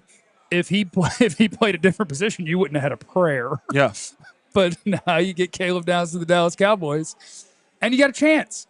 You got a chance because if you want this defense to have a quick turnaround, I think they have to be obviously better coached. You need a better coordinator, which I think they've got. And then I do think you need somebody that makes other people better. And it's a weird thing to say about a safety / nickel player, but I think the guys with the super football smarts, you can almost kind of osmosis that to people. Yeah. Like, you're going to have how old is he, 21? You're going to have a 21-year-old that's going to be the smartest defender in the room that everybody's going to be, he's going to be the one telling you before the snap what to do. And he's like 21. And that's what you need. The Cowboys, how many times last year did we hear after games confused, communication, lost, not knowing where to go? This is the one guy that you look at and you're going to go, he's going to get guys lined up. And that's half the battle. Knowing where to be, knowing what to do, being able to check and then check the check. That is huge for this level of Christian Parker type defense, which has, multiple different looks in it. That if we're talking about what he's going to be, that Vic Fangio type of defense, it's going to have multiple looks, multiple front, multiple adjustments. And so the Cowboys hit a home run with this one. I'm not mad at this one at all. This is not only safe, this is smart. He diagnoses routes. He can cover in man. He's physical as hell. He's quick. He's fast. He's smart. What else do you need to know? ? That was some of my notes. Like, in my scouting the player notes was like, why are you still watching? Like, you got it. You understand this player. He's awesome. That's awesome. Shout out to Troy Aikman. Couldn't have gone better. Thank you, Troy. Yeah, thanks, Troy. Thanks, Troy. He is in the Dolphins. Thank you, Troy. He's in the room with the Dolphins. Yeah. And he let us get that. Jerry hit him up like, hey, son, now take care of your old man. Troy said, I got you. Troy didn't say that to him. No. Troy wouldn't answer the phone for him. Oh, man. It is weird to trade up one spot. Like, do you think Jerry broke his own rule? He had to call Troy. Jerry had to call Troy. And he said he don't like to call people. He had to. But do you call or do they call you? I wonder if they call you like, hey, our phone is ringing. No, I think they called. You better let us know because we will give it to someone else. I think they called. I think the Cowboys called and said, listen, we got 2 fifth-round picks for you. Let us move up one spot. Let's see what Miami's going to do. They're going to end up with Reuben Bain or are they going to do something different? They could go wide receiver too. Could be Malachi Lemon. Oh, okay. Offensive line. Okay. Caden Proctor out of Alabama, the left tackle, is going to be the one that goes to the Miami Dolphins. We will want an offensive line run for the Cowboys as we creep our way towards 20. You want more offensive line names to come off the board, and Caden Proctor is a really nice player. Yeah. His biggest thing, is that he's big. He's big. That's that he's big. And at times, he was too big. And after the first few weeks of Alabama football, he got calls from former teammates that were like, you're too big. And he was like, oh. And he lost 20 pounds over the rest of the season. But that dude is a house. And he might be the best run blocker in the draft. Like, that dude is an absolute house. Going to the Miami Dolphins, who, as I said, new regime, trenches. It's what they do. Number 13, we're going to have the LA Rams, who everybody in the world is basically going to send them a wide receiver, especially considering stuff with Puka. Maybe you just go get another Puka where he's not the biggest, he's not the fastest, he's just really good at this sport. KC Concepcion. Kai Lemon. Although KC would fit really well too. KC's great. Omar Cooper's great. There's a bunch of really good wide receivers. And we may need to open up that conversation for the Cowboys at 20. You went and got or does the your guy Rams defensively. Or does the Rams go Kenyon Sadiq right here? I've have some fun with it. Well, I mean, the Rams have been the Rams have been showing us, and I've said this for the last 5 months. This league will start going to 2 and 3 tight end sets, and the Rams are the one team that has done it the most. And Sean McVay, he's been in the forefront of changing the way offenses have been run. Right. Like he has been the leader of that. He's been the leader of taking the thought process out of the quarterback's hands and designing things where, like, listen, hey, here's what's open. Throw it this way. If they go here, they're in this coverage, the ball goes right here. They're in that coverage, the ball goes right here. And then you have Matthew Stafford. He helps you tremendously because he understands the game at a super elite level with all the years that he's played in this league. So, I mean, I wouldn't be shocked right now if they said, you know what? Because I think Puka will be okay in the sense of, we all need a little rehab. Yeah. We all need a little therapy. Yeah, especially, if you want to do your rehab after the first 2 rounds of the draft, because fair. That's fair. Fran Duffy, our All-City draft expert, is joining us right now to break down the Cowboys picking the number 1 player in the draft, according to me. Don't worry if Fran disagrees. Fran, how awesome is that for Dallas? Could Christian Parker have dreamed of a better first pick? I mean, Christian Parker, Will McClay, Jerry Jones, Rashadi, like everybody's sleeping good tonight, guys. You got to feel good knowing it was one of the worst kept secrets in the NFL that Dallas wanted Caleb Downs, right? Everyone knew they want Downs. And are they going to let him fall to 12? They were going to be okay with a short deal up. Would it be at 9? Would it be at 10? Obviously, it ends up being 11. I think it's a great fit in the scheme. I think it's certainly a great fit for the defense. It's going to be fun to be able to watch that unit come together. Is Caleb Downs the most ready player to go in the NFL right now? Yeah, I mean, look, literally since day one in college at Alabama. Yeah. Was he ready 2 years ago?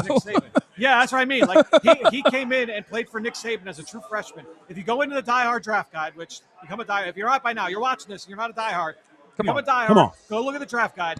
I was just reading it before I jumped on. Note after note after note, a bunch of quotes from his freshman year.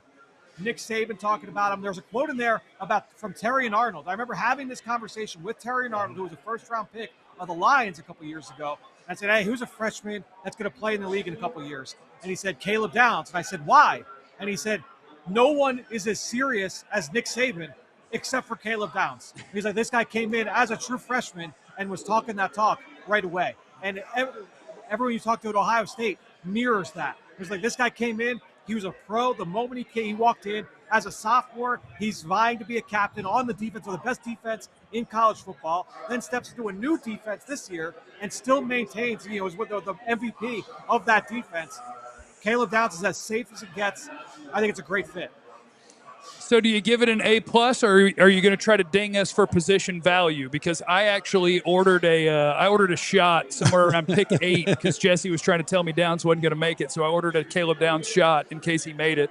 And then he did, so I had to take it. Can I get an A+ on this, or are you going to ding me for position value? It's A+. I mean, look, Jeff, you know my process when it comes to like incorporating position value into my big board. He's in my top 7 in my big board, right? He might have been number 6 or he's number 6 or number 7 for me on the board, including positional value. In this class, because we're lacking premium players at premium positions, he is a top 10 player. He is a top 7 player, and he is certainly a top 11 player. I think this is a lights out pick for the Dallas Cowboys. Could Ruben Bain make it to 20? I don't think so. I don't think he'll make it to 20. I think that there are a couple teams here that I would certainly keep an eye on. I'm waiting to hear back from someone in Baltimore to see if he'll end up being a pick there. I'm still waiting. All right. So you trying to get a text out of the draft, out of the room? Look, I'm sitting here. We're breaking picks left and right. Right now, Yowane's coming off the board next. So the guard from Penn State. So okay. I think at the end of the day, the arm length, I think, has dinged him a little bit when you talk about Ruben Bain. He's not that level of physical specimen. He's going to go off the board soon, though.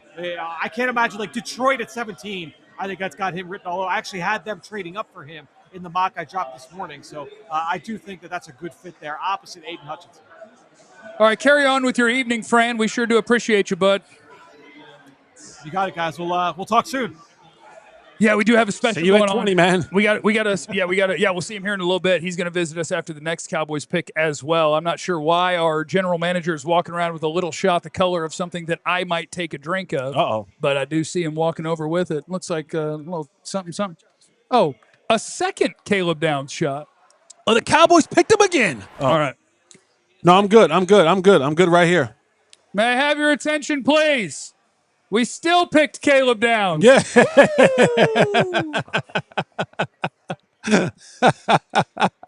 And thank you to WinStar.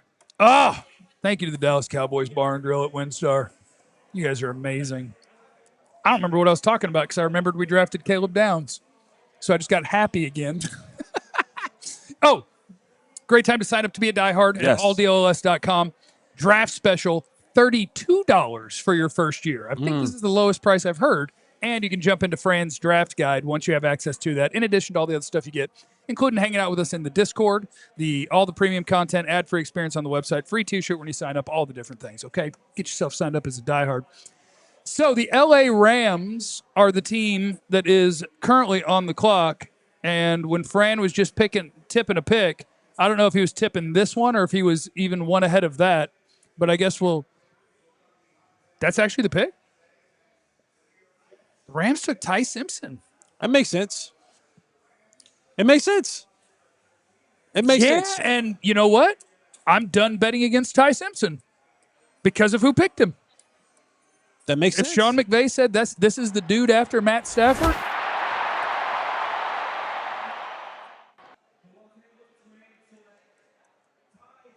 That makes sense. That is interesting. It better be interesting. I mean, he's got like 5 good starts in his whole here's career. The thing. He's going to sit next. I know. Barring any significant injury to Matthew Stafford, he may sit for the next year, maybe year and a half. Yeah. Oh, and so can I focus on the most important part? Sure. It's great for us. Why'd you say that? That's awesome for us. Because only 19 players go before number 20. And for an extra quarterback to be in that mix, that's good for Dallas. Whoever you want. Because you know who you didn't want? A quarterback. So it's just that's going to push somebody that you wouldn't have thought of maybe all the way down. But what were you saying? Yeah, I mean, he'll get to sit. He'll watch Matt Stafford. I mean, who better to learn from than Matt Stafford and Sean McVay? That's pretty good. That's a pretty good combination. It's pretty salty. To learn from. That's pretty salty. Sit a year. You don't have to worry about anything. Learn the system. Learn what it means to be a professional. Get into the, get the tutelage from Sean McVay. Yeah. And Sean McVay runs an offense and the style of offense that he runs. I think this fits. Adam Schefter said the Rams called Stafford today just to let him know. When you're that old, do you say I get it, or do you say, wait, but I wanted to win the Super Bowl this year? Where the hell is my help? You say, I get it. I mean, what more do the Rams need? Another player? Give me the roster. I'll tell you who could have made him better. It ain't him. No, you call Matt Stafford and you say, hey, listen, we know, because there was conversations a year ago. Remember, Matt Stafford wasn't there at all as far as practicing because of the back. His back was jacked. He's old. Yeah, he's 40-something years old. You don't know how much time left. This is Matt Stafford. This is where you give back to the game. The game has given so much to you. They went and got you out of Detroit. You won a championship already. That might have solidified your entry into the Hall of Fame some years from now. Yeah. You'll probably be really good this year again. Yeah. The Rams will be good again this year. They'll go to the playoffs. They'll probably make a run at some point in time. But this is the way that you give back to the game that gave you so much. When McVay tells you, look, I know next year's all that matters to you. I got some more. Yeah. And you're going to leave me. I need somebody. I need to get ready for life after you. The Baltimore Ravens are on the clock at number 14. And Jimmy Garoppolo is contemplating retirement as well. I mean, I thought he was contemplating retirement as soon as I found out he was having dinner with. I'm just saying. Yeah. I'm just saying. Do better, Jimmy. Well, that's all I'm saying. I don't know what doing gets better than that. Fair. You know what I'm saying? Yeah, the Baltimore Ravens up at 14, Cowboys sitting there at 20, and that's a pretty good doing. He's experienced. We hadn't thought about George Pickens at all since Caleb Downs situation, but it just exists in the back of our brains as if you're new to this information. On the day of the first round of the draft, George Pickens did sign his franchise tag, which you could not sign him if he hadn't signed, or you couldn't trade him if he hadn't signed that. He signed that. So the idea that over the next day or two that George Pickens could be a trade candidate is very, very real. Or I guess I could make that a question. Is that very, very real? Like, the timing is too coincidental for that not to be real. Right.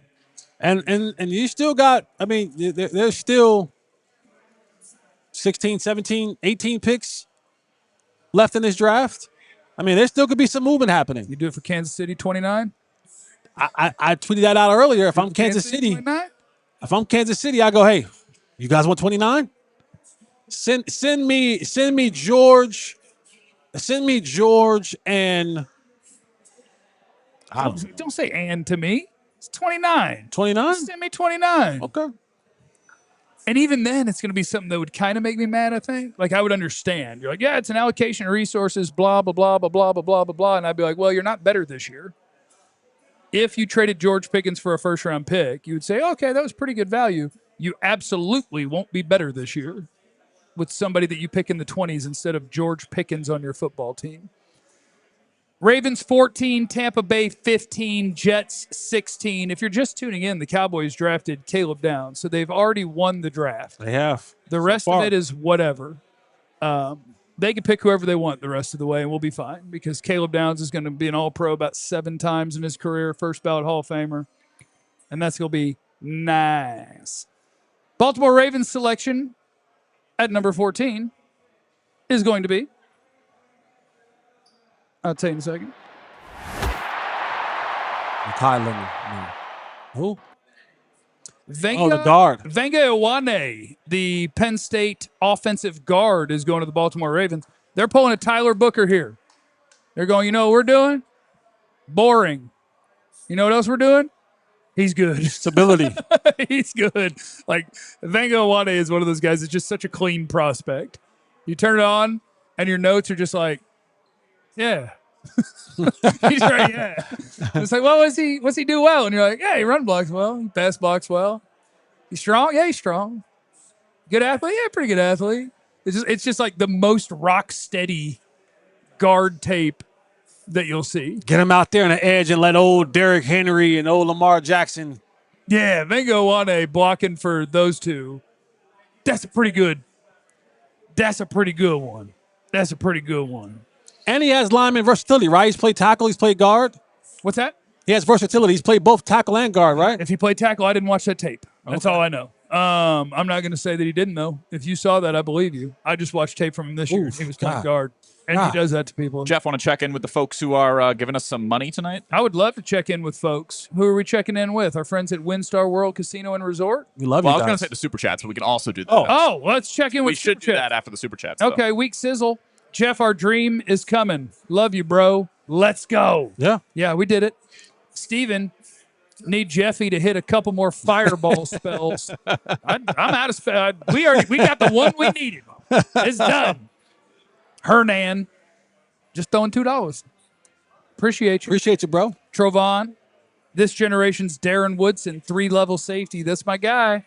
I know they're different sizes, but yeah, that was on the spot when I was trying to come up with a comp. I'm like, I don't know. Woody? Like, he can cover. He's a missile. He can play deep. Darwin. Downs and Bain with the eyeballs. That would be an awesome draft. Let the NFL let Ruben Bain get to 20 because of them arms. I dare you. And then let us pass. Wow. I dare us. We better not. No, not even at 20? No, I take him in a heartbeat. I'm saying I dare us because the way I'll talk to us. Oh, okay. I got you. Big Giants fan here. Y'all got a good one. Ohio State NFC battle is going to be fun. Oh, yeah, they got our rivalries, didn't they? What's the policy on super chats that spoil the pick that we're about to hear? Screw it. Throw it up there. We're doing super chats right now. Bucks took Bain. Screw you, Yusuf. That was fine. Tampa Bay's going to take him. All right, well, Ruben Bain's really good. He stayed in Florida. Yeah, Ruben Bain's so good at football. Are we good on the super chats? Yep. Where are we at, though? All right, we're at WinStar World Casino and Resort at the Cowboys Bar and Grill, and we are having ourselves a time. We are, man. You drink. I still don't know how to say this word. The Baccarat. Yeah, you just said it right. That's right? Yeah. The Baccarat Salon is right outside the door of the where we're at. Beijing Baccarat Salon. Yeah, it's Salon. Yeah, just Salon? the 1-0. Just the 1-0. Oh, it is. Yeah, just the okay. one. Yeah, I was cut off right there. Yeah. WinStar's awesome. They treat us great. They treat you great. Swing by and see them. Lucas Oil. What? Lucas Oil Live right there. Oh, you just want me? No, I'm putting your copy points. Oh, some of this stuff? Oh, yeah. Lucas Oil Live got some stuff coming. I'm trying to see if Jesse wants to come see Bob Dylan or the Beach Boys with me. Jesse and I are going to the All-American Rejects on August 18th. Oh, see, my schedule only goes through July. Okay. I'm with you for that show. I'm going to come see Rod Stewart. You kind of look like 2 days ago. Oh, we missed him. Hold on. One day ago, 24. Tomorrow. Oh, tomorrow. All right. Yeah, Friday. Stick around to see Rod Stewart tomorrow? No, I'll see Blake Shelton. On Saturday? On Saturday. I'll swing back up. Yeah. You can see Blake Shelton. WinStar.com will give you all the updates on all the things that are going on up here. So you can go ahead and check that out. Wait, I got to be careful because sometimes I'll start liking singers and you'll be like, well, he's got some stuff. They got some stuff. Well, I mean, you had a bad run. He was like Morgan Wallen. Yeah, I was like, well, he was like, I love Kanye. We were like, that's years old, Jesse. Yeah. That one's not new. I'm not saying you can't like these people. Right. I just feel like you want to be informed. I do. I do. Like there was a thing. Just you can look it up and then But you Blake decide. Shelton? I don't think Blake Shelton got a thing. Okay. Oh wait, didn't Blake Shelton just have a thing? He might have. He might have a thing. I'm not the Shelton guy. All right. I hate to break it to you. Shelton was married to Miranda Lambert. Is that right? I think so. Oh, Gwen Stefani as well. But he wasn't the one. He didn't do nothing bad. The guy from Bush cheated on Gwen Stefani. Okay. See? I knew John would have us. All right, so Shelton's clear. If you're in the chat, let us know if Blake Shelton's all right. Okay? You let us know. And then they got a new golf course that's about to open up here, the Red Bud course. Ooh. I want to get you into golf. You golf? I don't. I want to see you swing that thing. Whoa. Golf course. Wait a second. Make it hit your leg. You know what I'm saying? I meant like a 6-iron. Okay. Like a golf, like a club. Oh crap! That second fireball. There you go. All right. Tampa Bay Buccaneers are on the clock, and somebody in the super chat already told you that they're going to take Ruben Bain, and so now we just have to vamp until the Jets get on the clock, and then they're going to make a pick unless somebody wants to super chat every pick up until the Cowboys pick, and then we can handle all of them. If Dylan Thieneman, Yeah. Is that a selection like, well, you don't need any more safeties. You're good. You don't need any more safeties. You're good. Depends what you're going to do with Downs, right? Downs will be Mr. Everything, but you don't need any more safeties. Because if Downs is going to play primarily like as your slot guy, yeah, you got Thompson and no. You got Thompson and you got. You could run one of them if you wanted to. Yeah, but let's go somewhere else. You could run someone. Plus, everybody knows that at 18 is where Thieneman's going. When you have one long-time safety that leaves Minnesota, you must replace him with a different safety. Why? You gotta make it match. Yeah. So let's see. Hold on. I haven't been updating my who's gone on my board.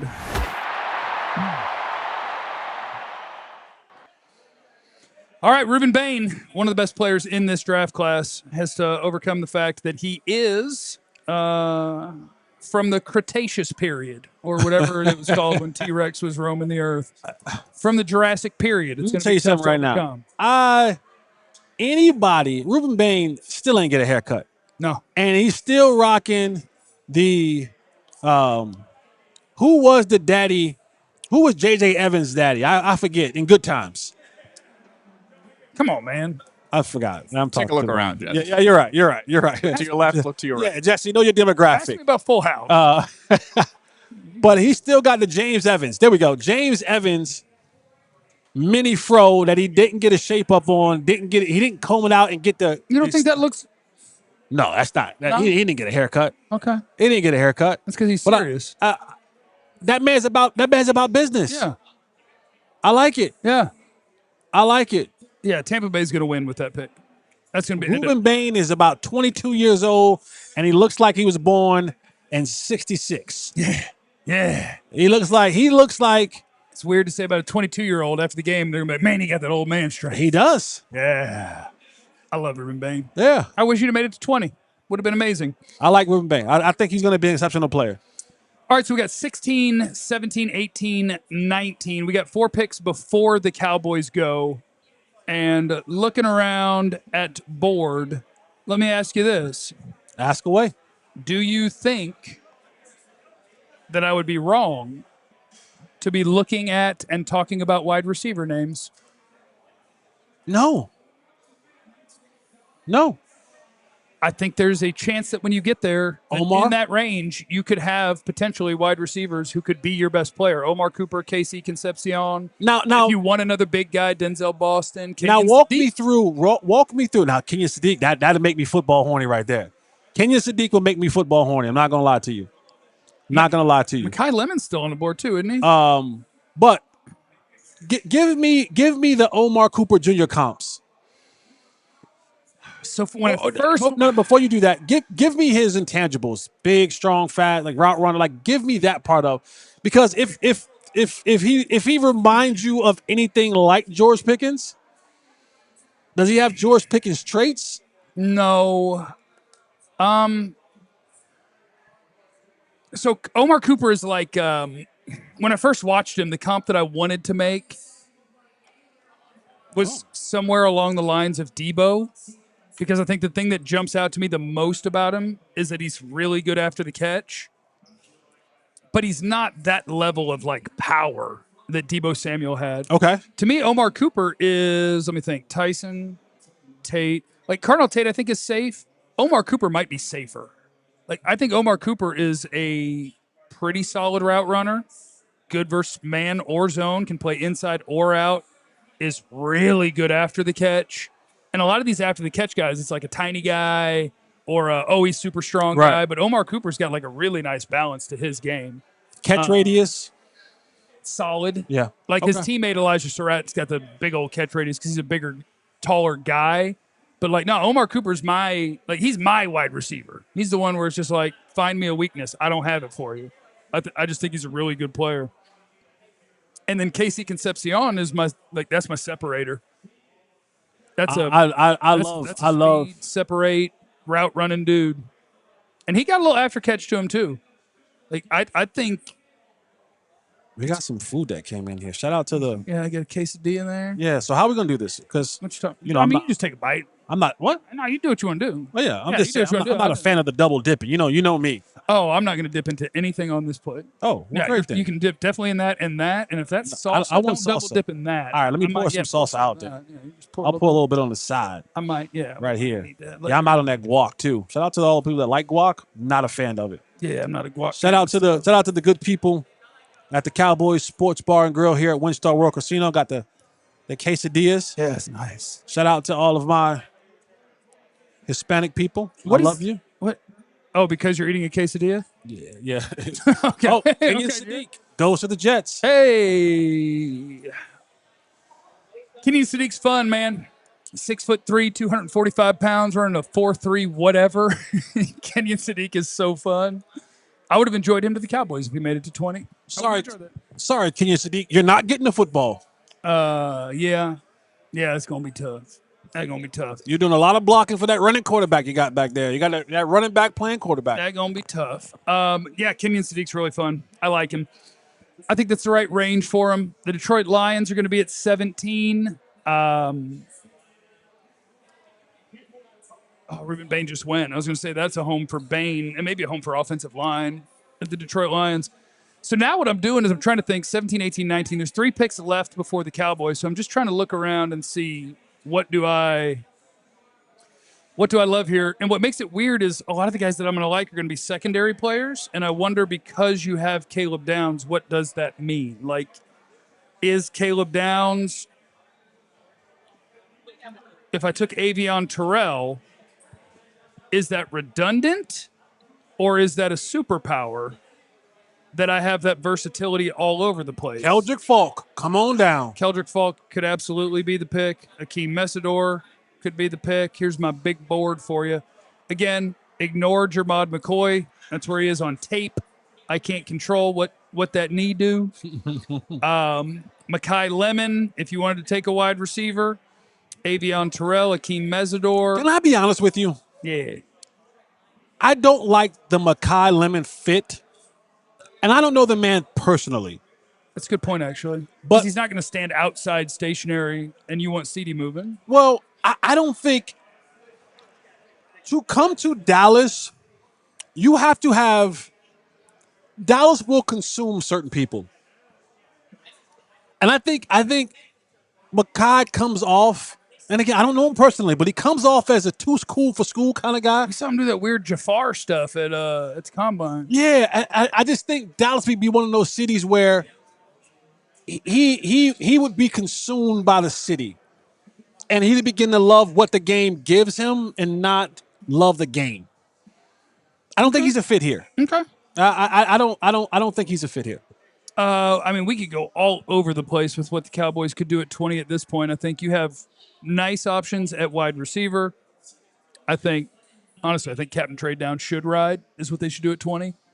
I think that when the Cowboys announce what they're doing at 20, the perfect world is we announce, we'll see you guys tomorrow for the next Cowboys pick when they pick Jacob Rodriguez or C.J. Allen. But they could go corner. You could go Chris Johnson, San Diego State. You could go Colton Hood. You could go Avion Terrell. You got corner options. Thieneman's still on the board if you were willing to take another safety type. I don't love linebacker at 20. If you're willing to entertain interior defensive linemen, I think Peter Woods starts to come into play. Maybe Caden McDonald at Ohio State. If you're willing to do an offensive tackle, I'm okay with that. You'll have plenty of names at offensive tackle right now because who's gone? Maui Noah's gone, Fano's gone, and Proctor's gone. And I think Monroe Freeling out of Georgia, Inachor, Arizona State, Miller, Clemson. I think there's a lot of guys that are probably going to go in that range that play offensive tackle.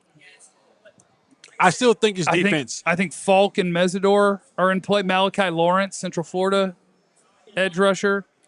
Because I know they got bodies that play on the edge, but they don't have bodies that you love out there. So, right. Yeah, I think if I had to pick a favorite at 20 at this point, because you already took Caleb Downs, maybe that doesn't stop you from outside corner. So I'll throw Colton Hood, Chris Johnson. I'll throw Avion Terrell because I love him, and I think he could play outside just fine.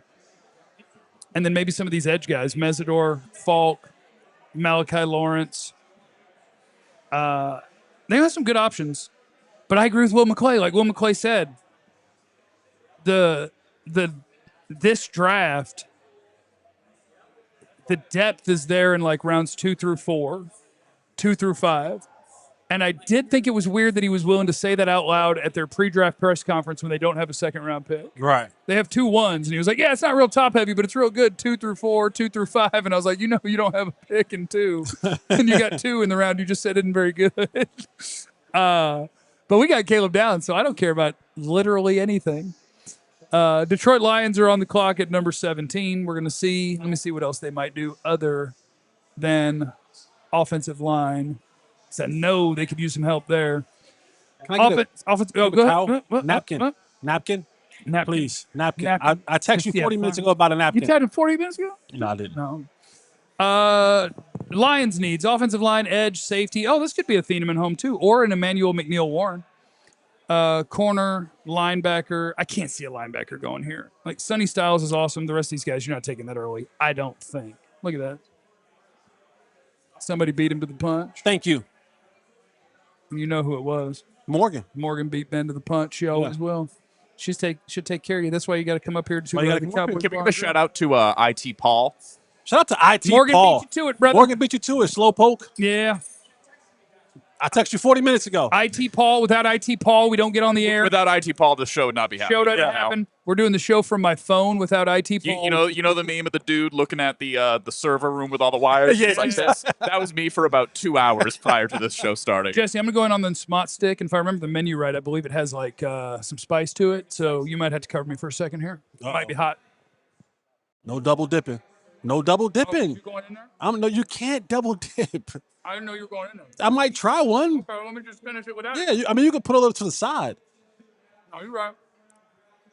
I didn't double dip in the salsa. Thanks. I poured mine to the side and just was respectful to the company that I kept. They do have a little kick to them. They do? Yeah, I'm just gonna hammer this down. I'm gonna dog this the rest of this one. Just dry. Lions are gonna pick somebody here in a second.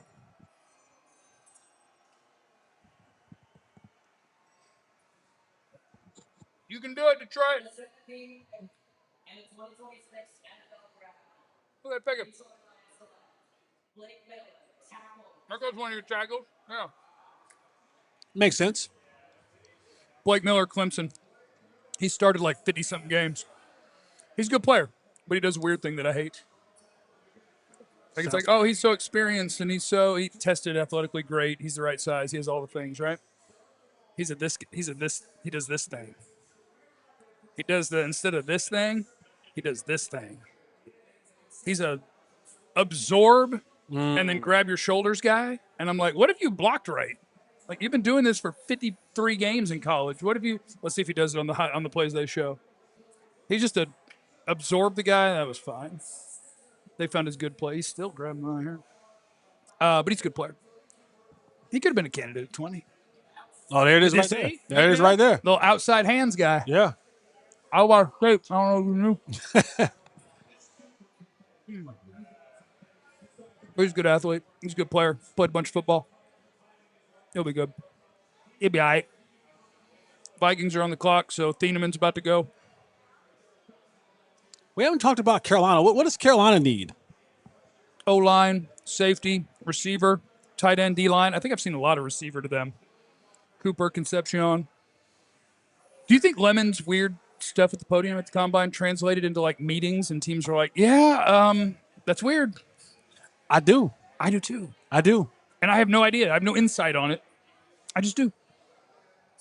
But, I mean, he was a team's go-to receiver. He was so good.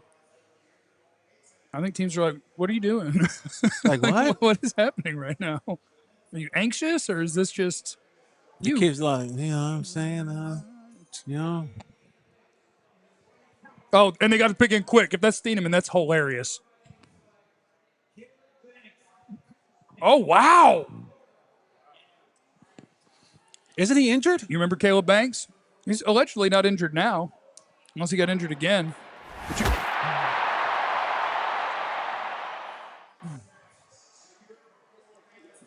You remember Caleb Banks at the Combine? Oh, wait, Peter Woods. Don't call attention to my mistakes, please, Jeffrey. Oh, my God. You're just like, the first D tackle. It must be Peter Woods.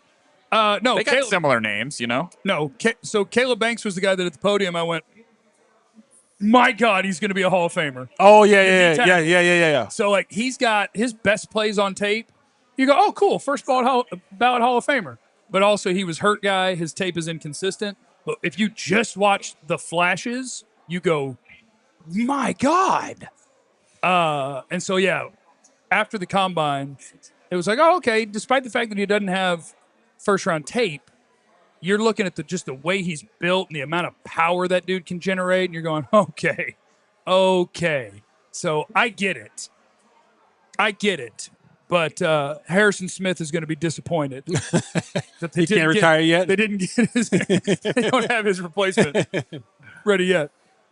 But yeah, Caleb Banks was one that he. That's a crazy bet. All right. He went up to the podium, and I came back over to you, and I was just like, he seemed really nice, and I was afraid.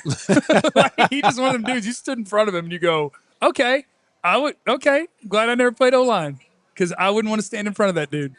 All right, we're 2 picks away. We're 2 picks away, and it is, God, it's a bunch of good. It's a bunch of good. I really need to get my stuff updated, but there's no real breaks to get this thing updated. Actually, fellas. Oh. Are we Trade going alert. one spot again? No, the Dallas Cowboys have traded the number 20 pick to the Philadelphia Eagles. We don't have the terms yet, but they had pick 23, so get it to you. Oh, wow. What did we pick up? Oh, you haven't terms yet. Okay, We're working on it. Caleb Downs is what I wanted. Trading down from 20 is what I wanted. Cowboys get 23, 114, 137. 23, 114, 137. Okay, so you're recouping The a fifth little round bit picks. better Fifth round than picks. what you gave up Yeah. to go up for Downs because you've got a bunch of names. And 23 is still not where I want to go linebacker, but at least you're getting something if that's what you want to do. So the Cowboys aren't going to pick at 20 anymore. They're going to pick at 23 instead, allegedly, at the moment anyway. And I like it because like I'm going through here and I don't have a name. I don't have a name where I'm going, oh, yeah. Let's see if this guy makes it. Let's see if this guy makes it. I am looking at, like we've been talking about, 30 names, 20 names. And it's like, okay, trade it down. And you know what I hope they do at 23? Trade it down. and then pick your linebacker. Pick Malachi Lawrence. Pick Akeem Mesidor. Like, just let this thing happen in front of you because with Caleb Downs, there was the guy that you were like, okay, if he gets close enough, gotta have it. And now I think you're sitting there and you're going, yeah, we got 60 second round graded players left. What do we want to do? And you don't feel like you have to force anything. Then Rodriguez-Reed is going to go crazy. They are going to go crazy. I'll be interested to see because right now on TV, at least, the Carolina Panthers are on the clock at 19. It still shows Dallas at 20. So we're going to need to get a Panthers pick, and then the Cowboys are going to trade the 20th pick and go down to 23. Are the Eagles going to add another wide receiver, like a seventh one this offseason before they – I mean, they get rid of – what did they do? They did Wicks. They did – like they're going to get rid of A.J. Brown, but they've added like 2 or 3 different receivers. I want to get their little page pulled up to see what I think they're coming up for. Philly. LMNOP. There you go. Philly. Needs edge, tight end, O-line, wide receiver, safety. That could be a Thieneman play. That could be an Emmanuel McNeil Warren play. Oh, this is actually a really good draft for I don't want this offensive tackle to play as a rookie, but he could be ready for Lane Johnson's departure sort of pick. So they could go wide receiver. They could go offensive tackle. They could go edge. They could go safety. They could go all over the place. But none of that matters because technically Carolina's on the clock right now. And I sure would like another mozzarella stick. How's everybody doing out there? Do I need do we have any more supers or do I need to do another couple of thingies? Give me a second. There's too much happening in my life right now. Oh, okay. John's got a lot going on in his life. Just know that if we need to get some... Well, in order to make that happen, here's what we'll do. We'll just spoil the next pick. Okay. Who's the Carolina Panthers pick? It says the pick's in. Or are you doing Philly's pick? Monroe Freeling. Now, okay, is that the Eagles pick? That's Panthers. Okay, that's the Panthers pick. Okay, Monroe Freeling is Georgia's left tackle, and he's one of those guys that has very little experience. And if you watched him at the beginning of the season, you'd be like, man, he's not that good. And if you watch him at the end of the season, you'd go, holy cow, he's really good. And then you'd go to the combine and go, man, he has the perfect build. Holy cow, he's strong. Wow, he's a great athlete. Monroe Freeling is a really good prospect as a developmental sort of left tackle. And so that'll be your 19th pick to the Carolina Panthers. And, like, that's the weird part about if you're going to... Hold on now. What's that? Freeland just got a little bit more. He got a little bit more intriguing to me. What did they show? Freeland got him a sister. Freeland got him a sister. He might have a brother, too. No. A whole family. Freeland got him a sister. He could have a whole family. Oh, I like him. What does that change, Jesse? In your mind? Gives him a little more something. I got swirl. Yeah, Monroe Freeling's good. So the Philadelphia Eagles are now on the clock with 5 minutes on the clock to make their pick at 20. Look at the Cowboys trading with the enemy. Freeland eats with seasoning. He's not a salt and pepper dude. He went to Georgia and got him a bell. Got him a Southern Belle. Watch him. I'm a fan. He jacks people up. And he's an athlete. He would have been a fun one if you didn't believe in Tyler Guyton and you had a chance at 20. He would have been a fun one, although it would have kind of been Guyton all over again, just with better tools. It would have been like, yeah, trust me. Give him a minute. Couple supers up there for you, Jeff. Oh, we got some supers. Come on. Troy's in here. She's cute, too. Would y'all like to do? She's Who'd have cute. thought the first-round Georgia football player had a cute girl? Who'd have thought? The lineman? Yeah. She's receiver type. She's first-round receiver type cute. Quarterback first-round type cute. DB type cute. She's way beyond offensive lineman type cute. 315 can keep you warm. Troy said, would y'all like Sadiq? We would. Sorry, that one went before we got to that super. That's on us. We apologize. Oh, there's your answer. They went. The Eagles are going to take Malachi Lemon out of USC. Some people's wide receiver one in this draft class. And for a team that is maybe falling apart. Well, no, they're absolutely falling apart. For a team that is maybe trading A.J. Brown as soon as the calendar hits June 1st, on that day, they may need Malachi because they're absolutely trading A.J. Brown on June 1st to the New England Patriots, unless that falls apart because of recent stuff. Where is their size? How big is Wicks?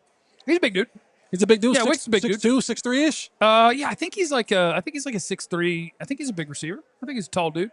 Let me see. Let me get you measurables on Wicks. Oh, he's only 6 foot. Got some weight to him, but he's only 6 foot. So you got being bigger. So you got Devontae, Wicks, Lemon. Those are all under 6'1" guys, right?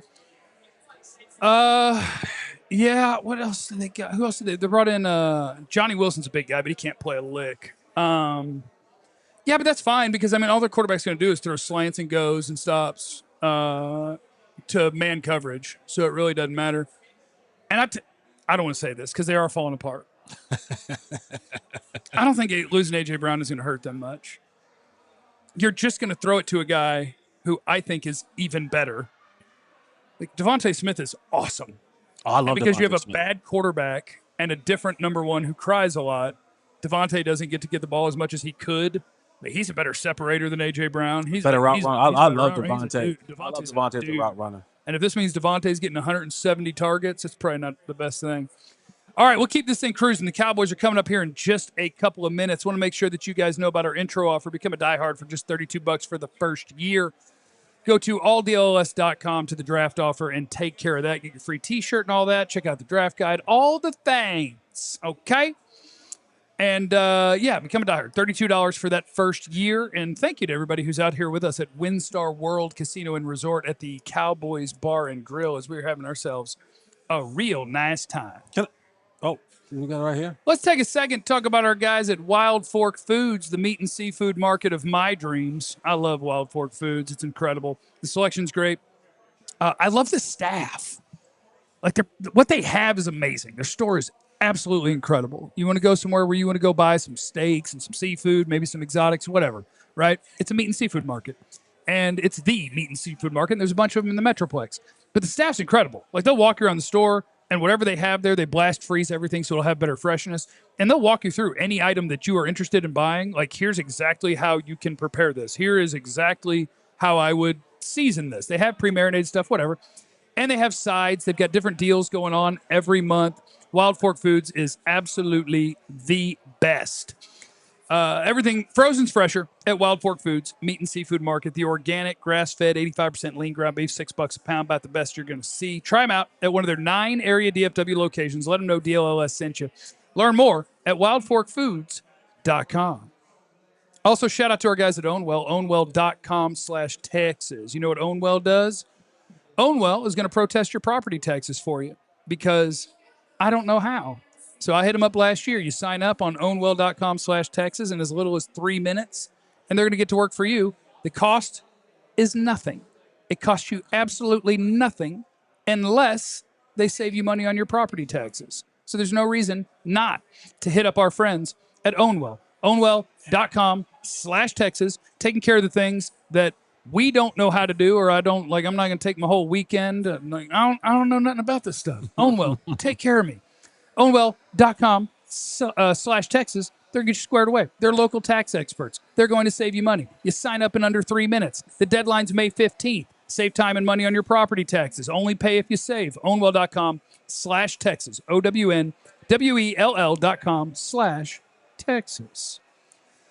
Okay, Makai Lemon's there. Look at that. Makai Lemon. All right, so we're at 21, 22, 23. Will we pick at 23? Hope not, but we'll find out. Let me give a tracker. All right. Tracker, bad job of updating. Here we go. Makai Lemon 20, 21 Steelers, 22 Chargers, and then 23 Cowboys. Of course, if you don't remember, the Cowboys selected Caleb Downs at number 11. We already won the draft. So that's good. It's a good start because you already won the draft. And now we'll just see what the rest of it comes up with. Not that anything else could possibly matter. Can I ask you a question? Hit me. Because I'm worried only about the division that the Dallas Cowboys played in. Okay.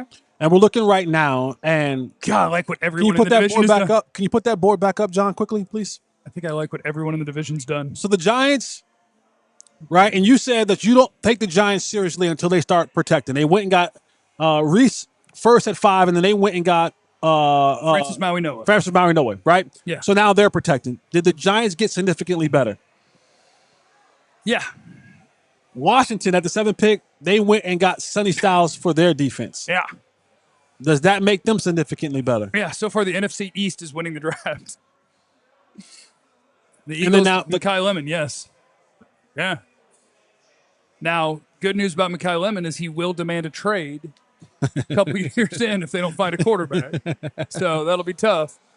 No, I do. This really. division has gotten, from tonight's first-round draft, this division has gotten a lot more tougher.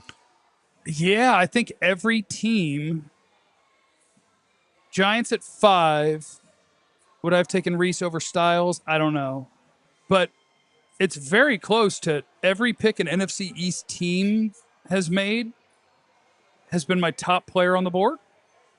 Like, Downs was number 1, but I mean, Arvell Reese for me was what? 1, 2, 3, 4, 5, and he went 5. Sonny Styles is 2. He went 7. Maui Noah is 8. He went 10. Makai Lemon is 13. He went 20. So, yeah, to my mind, everybody in the NFC East has had a good draft, and I don't like that. I'd like to hate some of their picks, but that's not happening right now, unfortunately. So we got Steelers. We got Chargers. And then we've got your Dallas Cowboys at 23. And the board is just wide open. It's just wide open.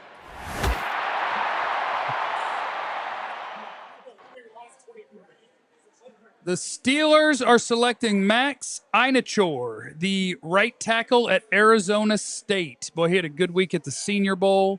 I think he's one of those guys that is inexperienced, where it's another one of the guys where you're talking about the tools, the traits, all of those things, and you go, oh, yes.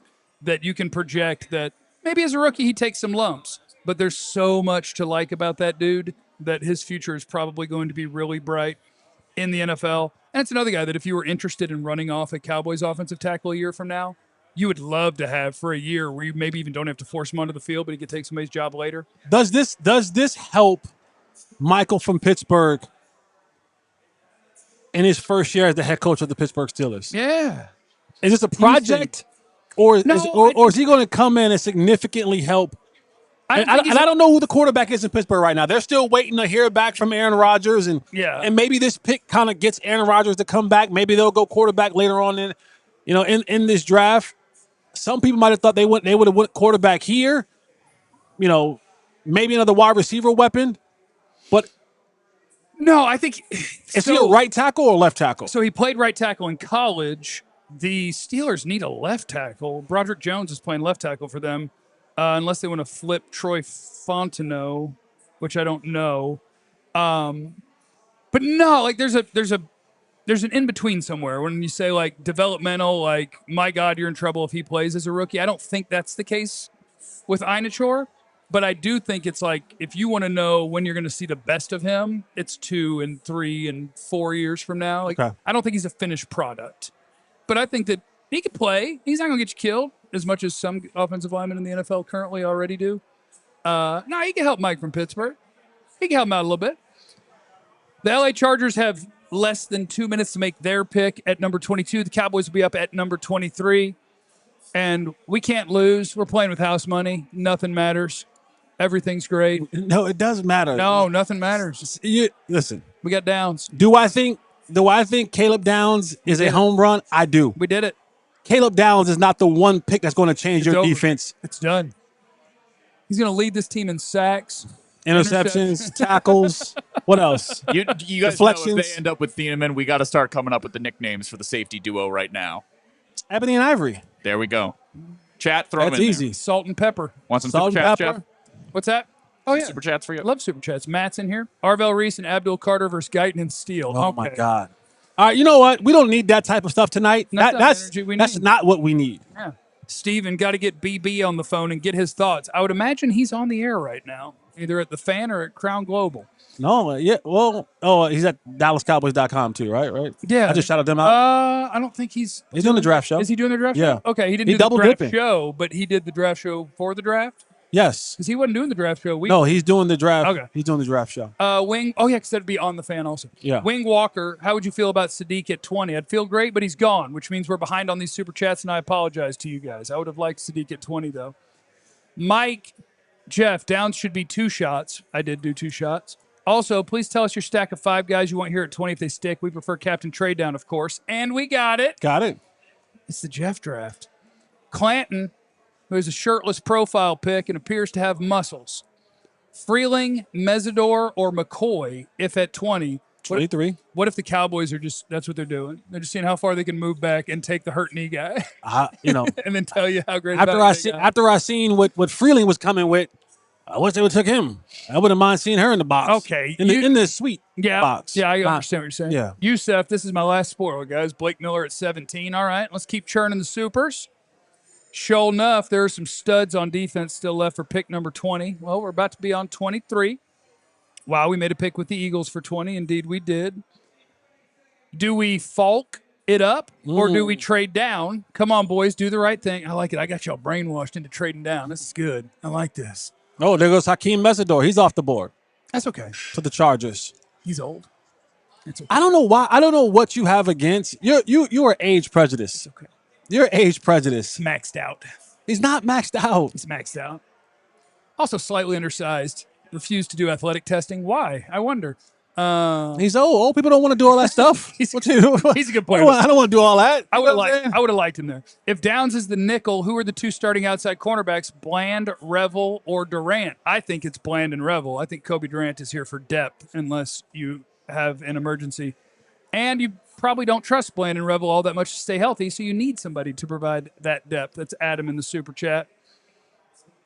Jason's in here. At this point in the draft, in what scenario would you be okay with the Cowboys trading George Pickens? I don't want them to, but if it happens, you just tell me what time Max Crosby's getting here. I don't want to trade George Pickens for a draft pick. That ain't helping you win football next year. It's just not. You are not better at football without George Pickens next year. As a whole or as an offense? As a whole. You're not going to pick a rookie at 20 whatever that's going to be better for your football team than George Pickens. I'm not arguing with you. You just be like, we're reallocating our resources. And I'd be like, that's fine, but you got me a rookie. And that guy was just an all-pro. Let's see, Steven, trade back closer to 30 and get Rodriguez. I can dance with that. Yeah, keep moving down. And make the board fit your needs. I like that idea. I surely do. All right. We caught up there, John? We're rocking and rolling? All right, cool. Cowboys are on the clock. They have less than 4 minutes to make their pick. And as my present from me to you, I'm going to hammer down a Mott stick from the Cowboys Bar and Grill. And I also want to say your palate is so... There's no spice in that. You got a little bit. There's no kick to that. There's more kick in the salsa than it is in what you're talking about in that. I guess I just had some in the first bite I had of the first one. Because you're right. Right now, there's no spice in it.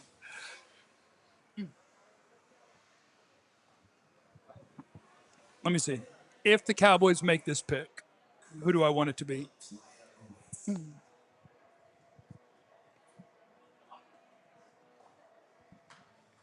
Of course, my top 3 players are in the secondary because they already picked a secondary player. And then receiver. Secondary. So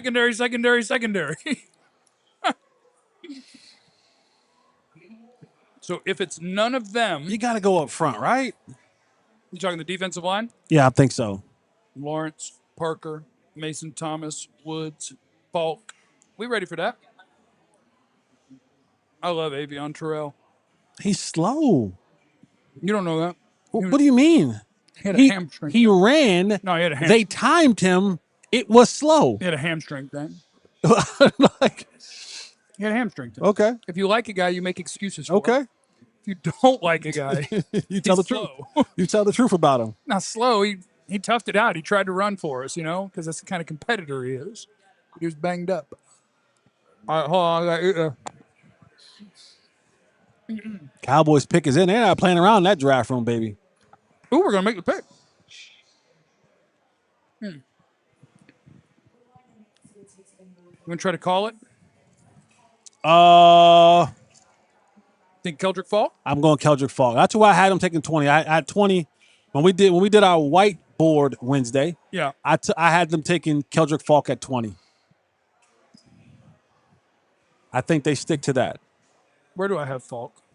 30. You had like a 32nd? I had him that far down. Yeah. I hate him, don't I? Yeah, you do. Nah, he'd be fine. He's not a pass rusher, Is that where you did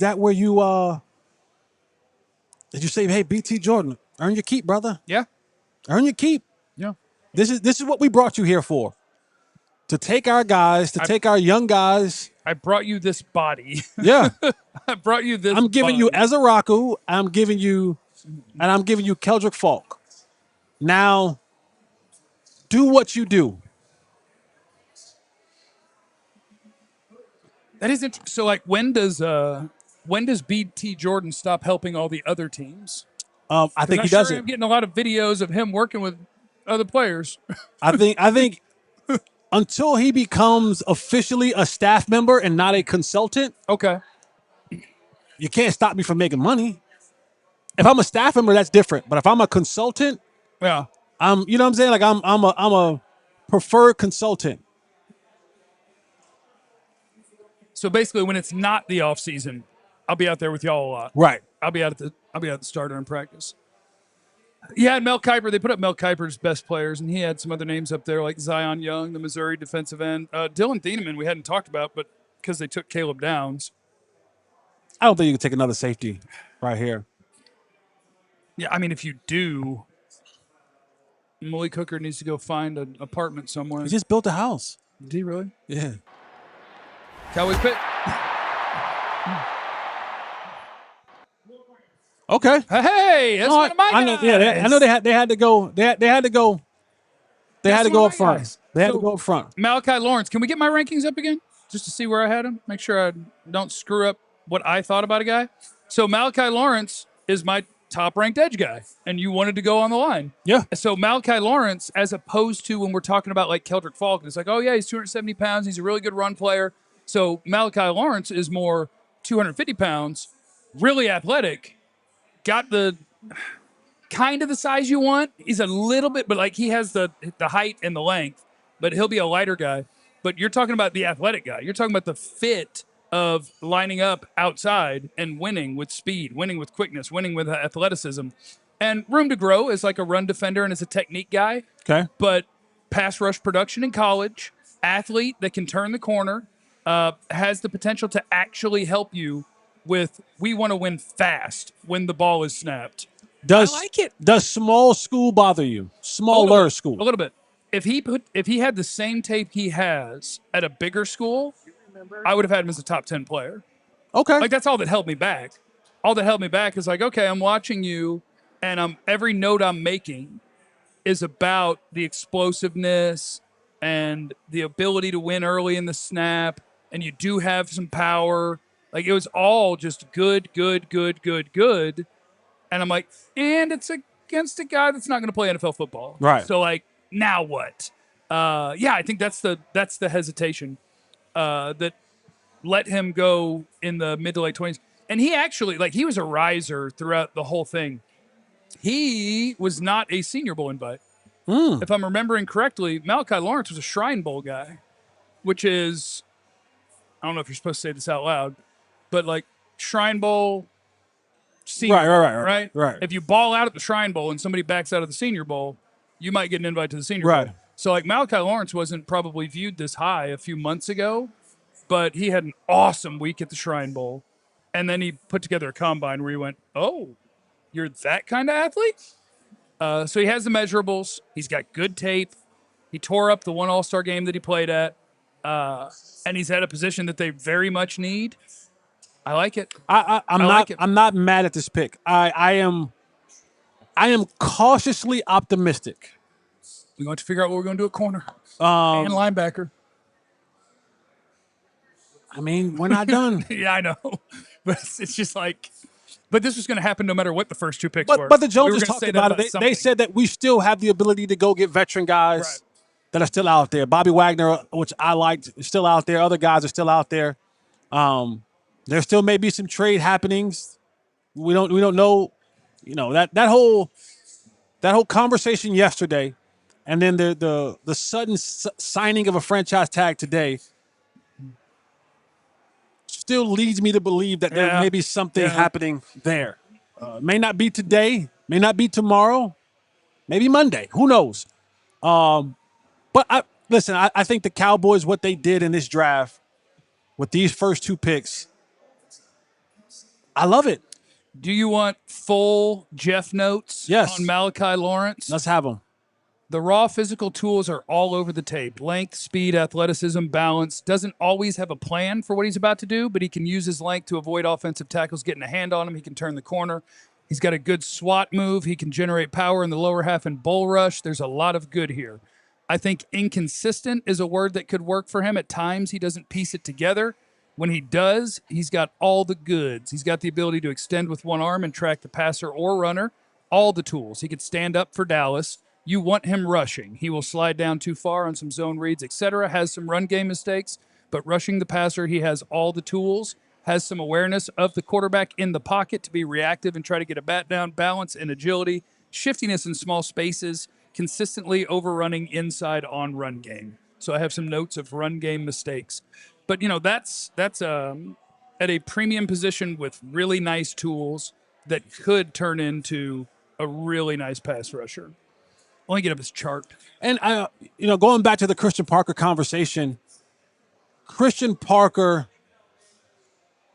picked up two players for him and Caleb Downs and Malachi Lawrence where it's on you now, big dog. You got good enough players now. Yeah. I think both of these players are right now players. They help your defense right now to make a significant turn. Because you're going from the worst defense in the National Football League, and you have to find your way to somewhere middle of the road. Yeah.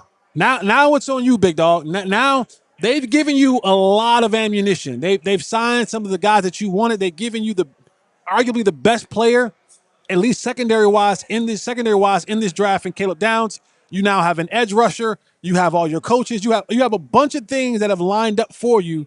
This is now Christian Parker. You have to perform. You have to show the world, not just talking it anymore. Now you got to start putting the puzzle pieces together and putting in the work on the field to turn this team around defensively ASAP. And BT Jordan, too. BT Jordan, get to work with Malachi. Yeah. Get that dude ready. So here's the tools. I don't know if I could turn it. Laptop, you can't really see the chart. Malachi Lawrence, when it comes to guys who play the edge in the NFL, is in the 87th percentile in his 10-yard split, the 95th percentile in his 40 time, the 96th percentile in vert. Casey Concepcion to the Browns. Concepcion. Shador. I really like Casey Concepcion. Shador has got another wide receiver. That's what I'm talking about. Deshaun has got another wide receiver. Deshaun. Shador. Deshaun's the other guy taking first team reps in OTAs. It's Shador. It's a lot of money they still paying Deshaun Watson. And Deshaun. If Joe Boyd were here, what about Dylan Gabriel? What about? Joe don't talk like that. Yeah, Sorry, Joe. yes, he does. I kind of like. What about Jordan Gabriel? I kind of like Dylan too. Malachi Lawrence is like in the 95th percentile of the sort of athlete in terms of edge prospects in the NFL. That you can work with. Yeah. If BT Jordan is BT Jordan, that will get me sacks. That's going to get me sacks. So yeah, Caleb Downs, Malachi Lawrence. I think that's a pretty nice little day at the office for the Cowboys. A little trade up for Caleb Downs, a little trade down to take the pass rusher that you want to at a spot that you think you could still get him. They might have been able to try it again and see if somebody would go Keldrick Falk or something before them. But I look at my rankings, and that was my next edge guy on the board. So I can't get down on the Cowboys for anything that they have done tonight. All right, Jeff, you want to do me a favor? Want to cut one into the camera? Cut one into the camera right here? Yes, sir. Cut one into the camera. Jesse, watch your hand. I got you, brother. Yeah, I got you. Dallas Cowboys getting Malachi Lawrence at number 23, my top-rated edge player on the board when he was selected. You'll cut it together, so let me think for a sec. Give me a half second just to think about it. Small school guy. Cowboys have done pretty good with that in the past, haven't they, DeMarcus Ware?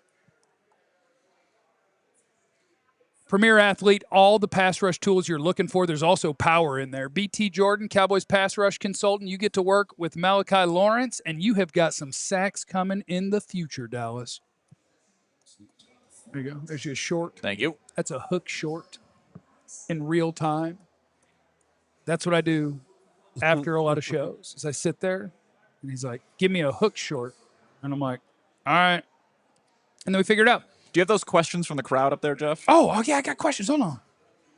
You talking about the dealer's choice? Yeah, I got the dealer's choice presented by WinStar. I got it right here. All right, hold on here. Joe Lanford from Dallas Joe. on the dealer's choice questions. When will Jerry give a football guy a chance to run the show? Joe, you wasted a whole question. There's only 2 questions here, and you wasted yours. You know the answer as well as I do. Never. It's not going to happen. Never. You just hope that the last guy that he talks to before he turns in a pick knows what they're talking about, because that's who he's going to listen to. Daniel from Allen. With Pickens signing the franchise tag today, what would you like to see if we trade him? What return value? What, maybe something in the next 5 picks? I mean, what is George Pickens' realistic trade value? I think it's something like the 25th to 35th pick in the draft is my guess. Like, what did Waddle get? Jalen Waddle got a late one. And I think the NFL trusts Jalen Waddle. I think George Pickens is more talented than Jalen Waddle. I think the Jalen Waddle return might be a little bit bigger than the George Pickens return, because George Pickens is also going to be looking for a gigantic payday. And I think teams don't trust him as much. I think teams have questions about George Pickens. What questions? Being late? No, I don't think it's being late. I think it's just the leftover of, I think the league really respects Mike Tomlin. And so 3 of the 4 years of this guy's career, he was with you. And you said, just get him off my team. I don't want him. Not, I don't want to give him $50 million. Okay. I don't want him. Does Oh, God. does it say more about Mike Tomlin that... Oh, we got Fran. Sorry, I didn't even see him. Fran Duffy's here, our all-city draft expert, and I hope he's with me on Malachi Lawrence. Malachi Lawrence was my top-rated edge. I know you really love Keldrick Falk. We're skipping Falk right now.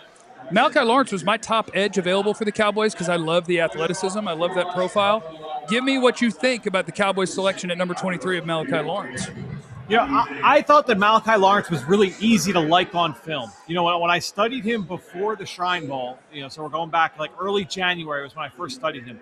I really liked the player. To me, one of the most skilled rushers that I studied in this year's class. He's got a great set of hands. He can win at the top of the rush in a number of different ways. I do think that he is more like technician, not necessarily like pure speed, high side, turn the corner, like dip and rip, but not necessarily pure like power either. Like he's a little bit of a good blend of both. And again, I really like the hand usage. I didn't always see the high level of athleticism. I thought that it showed up late in the down as opposed to like early. I didn't see a guy that was, he was going to consistently blow by guys off the ball and win with his first step and just really threaten with speed. But we saw him close and finish. He's a great finisher. And so when I look at Malachi Lawrence, there is a lot to like. I saw more of, I would say, like a better version of Ezeraku is kind of how I kind of viewed Lawrence. I thought he was more technically refined than Ezeraku was a year ago. But I would say a similar tier of player, probably just an upscale version, if that makes sense. Fran, with the pick of Caleb Downs and now Malachi Lawrence, if you had to give a letter grade tonight, I know this is off the cuff, you haven't had time to let it all marinate and sink in. What's the letter grade that you would give the Cowboys? Yeah, I think just the fact that you were able to get Downs, you feel really, really good about that. Just because that was, to me, from the information I gathered, that was their guy that they really, really wanted. And so being able to get him, I think that makes you feel really, really good. You sleep well tonight knowing that. And then there was a lot of steam for them being connected to Lawrence, having the familiarity on the coaching staff, hiring his defensive line coach this offseason. I think that you feel good about that as well, and the fit in the defense and all of that. So to me, A might be a little strong just because of where my evaluation was on Lawrence. I liked the player, didn't love the player this high. But that said, I like the fit, I like the scheme fit, and I like the floor. So, yeah, to me, if it's not an A, it's probably a B+. So I want the team that I cover to win. I want the Cowboys to always win. And so I don't like saying this, but I just want to see if you agree with me. Jesse asked me earlier about what the Giants did, what Washington did, what Philly's done. I like what everyone in the East has done so far. Yeah, I think that, with the Giants, I was surprised that they took Arvell Reese, to be honest. I thought that might have been a little bit of smoke there before the draft to try and see if they can stir up a trade market for somebody to come up and move up for him. So I was a little surprised there. I was pleasantly surprised that they took the offensive lineman because there had been a lot of smoke that they would go receiver. So getting Maui Noah, I think, is a good fit for them. So I like what the Giants did from that end of it. I think looking at Washington and adding Styles, I think, to me, a phenomenal fit in that defense. I mean, you guys know, you guys have talked plenty about Sonny Styles. He's a phenomenal player. So, yeah, I'm with you guys. I think the entire NFC East got better tonight. Fran, you're a beast. Thanks for popping in after both of these picks with us, bud. We'll talk to you next time. Sounds good. Talk soon, guys. We'll talk to you after the pick that we trade Pickens for here in a couple of minutes. KC Concepcion is – where did Concepcion go? Sorry. To the Browns. Here. Oh, yeah. He's okay, so he's being wasted. That's unfortunate. Wow. Wait. We're behind one, though. Dylan Thieneman just went to the Bears. Okay, Dylan Thieneman is a Chicago Bear. Thieneman's a really good player. And I will tell you, more swag than I thought Thieneman had. Yeah, a lot of swag. I like it. I saw him at the Combine. Didn't think he was a swag guy. Swagalicious. Got a little swag. Going kind of Top Gun Aviators. He's dogging. I think that suit would look good on a European vacation. Yeah. It almost looks linen.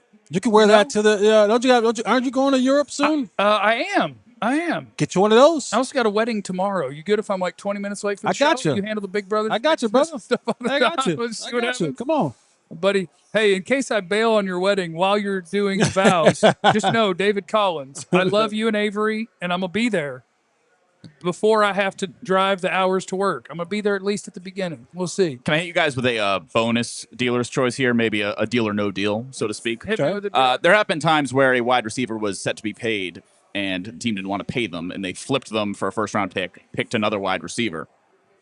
Would you deal George Pickens for a late one and just swap him clean for someone like Omar Cooper here? I don't hate it. Now, I for me, I need more than the swap. I need more than just a swap. I just don't think you can get more. If Jalen Waddle got a first, a third, and a fifth, I think that's just looking at George Pickens, the player, and I think teams are going to have reservations about George Pickens. That's just my gut. I get it. Player for player, you'd be like, what? And I think Jalen Waddle is really good, but George Pickens is freaky.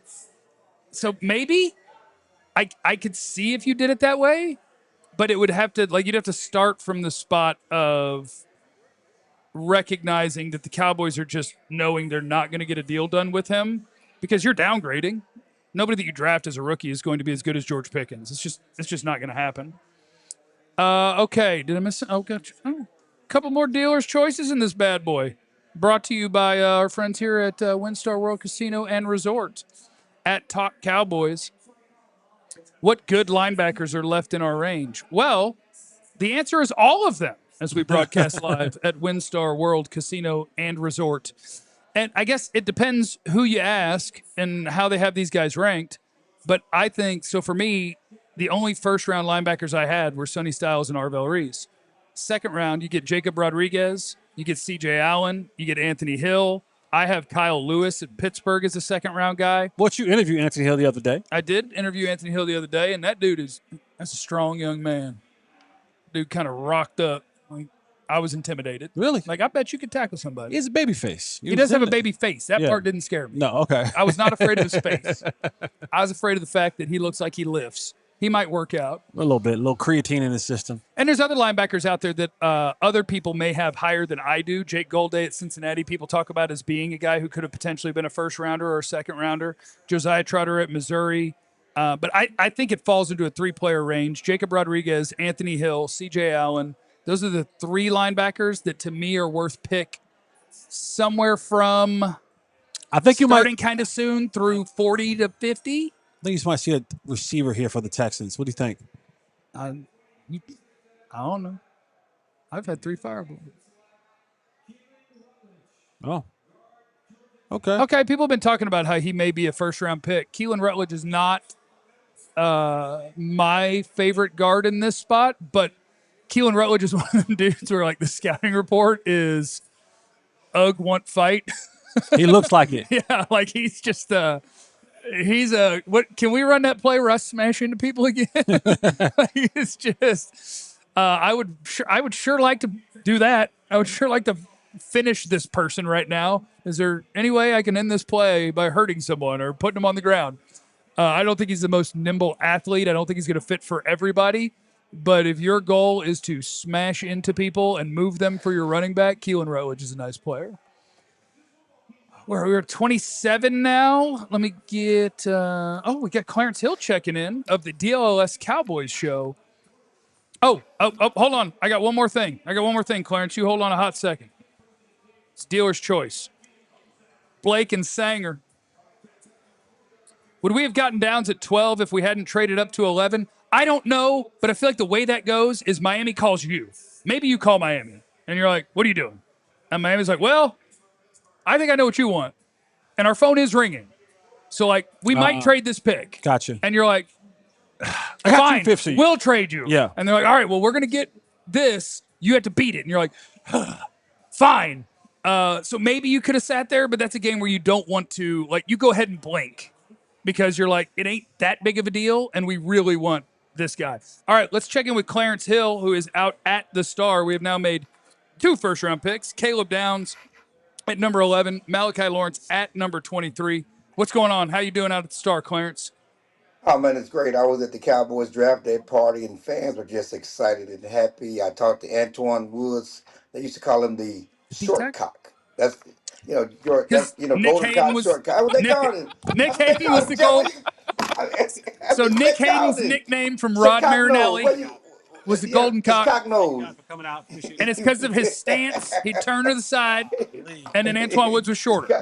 Yep. Yeah, that's Rob Murnell. That's what they called him. So talk to him. He was. Very Why are you excited always about so it. horny? you're just a walking freaky frog.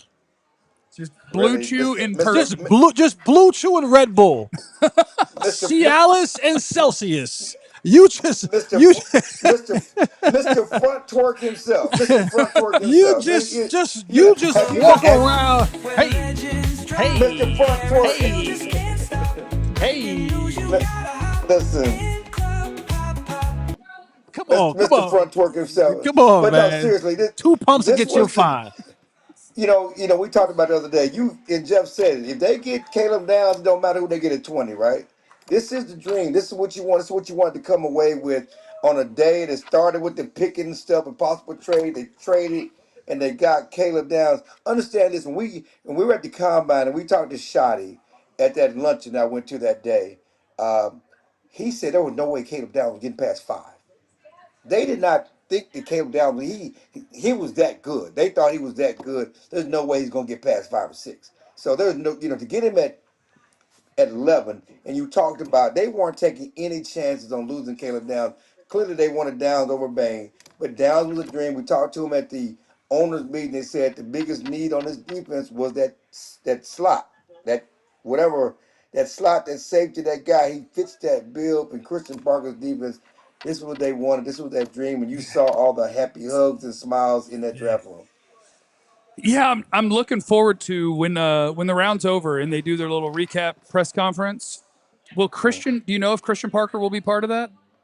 I don't know. I'm sure he probably will. Usually they do bring the coordinator, the position coach, or something like that. So Okay. hopefully he will. And we talked to Downs. Downs said he had a good feeling about coming to. Actually, he talked about it.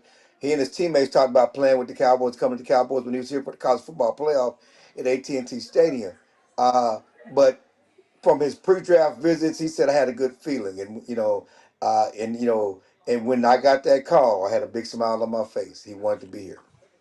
This is, I mean, when you take everything word for word that Christian Parker talked about, what makes his defense the best, you can, if you had to take words and translate them into a player, if there was a translation like, take these words, Chat GPT, I'm going to take these words and intangibles and I'm going to put them into a simulator and I want you to pour out a player. If you took all the words that Christian Parker said and put him into that simulator, it would come out as Caleb Downs. And so for him to have his player, I think he's super excited about it. And it gives him now an advantage or a leg up in what he wants this defense to be because he has his signal caller out there for him. I got a Ricky Specky for you. Oh, we like a Recky Specky. We're trading Pickens here. Let's go. Let's go, Recky. Oh, Chris Johnson got drafted.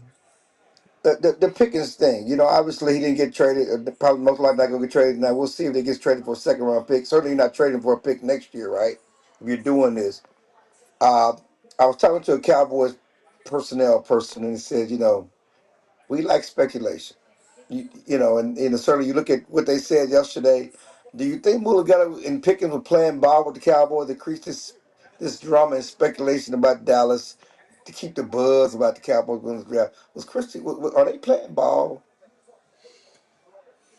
I don't know, because does signing the franchise tag now put more pressure on George Pickens to have to do things he wasn't going to have to do if he didn't sign them? Because now he's under contract. I asked somebody that and said Pickens don't care about the money. Find him. Oh, okay, never mind.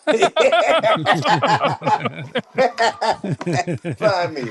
Well, I don't think you would sign something to play ball to give up hundreds of thousands or whatever. Well, yeah, I don't know. Listen, we're speculating again. We don't know what's happening, not happening. It's just talk. It's food for thought. Food for thought. That's why I said it's speculation. I don't know, because none of it makes any sense. None of it makes any sense. Why Stephen makes an announcement yesterday makes no sense. Why they made a point to say we're signing a tag before the start of the draft, which only leads to speculation about a possible trade, and then nothing gets done. So that's the only thing I'm saying. Yeah, maybe just try to get people to jump. Like, I might take a receiver. You better come get him. Although nobody traded up. I mean, signing the tag for Pickens and Mulligata does nothing. It doesn't help them at all. Well, if they were going to get a trade, it does, because it helps facilitate it getting done. Right. Yeah, but I mean, I can have the conversation and go, hey, if you find a trade partner, we'll sign it. Right. And I think that was part of maybe the speculation that maybe something could be in the works. I don't know. Okay. All right. We appreciate you, Clarence. We'll catch up with you tomorrow. How about that? We will see you tomorrow. Will you be dressed up? You have a suit on. You're gonna be, raw dog. You have your nipples out. What you gonna have on? What's going on? I will tell you. I'm only gonna give you a little bit of what my plan is for tomorrow. Spandex.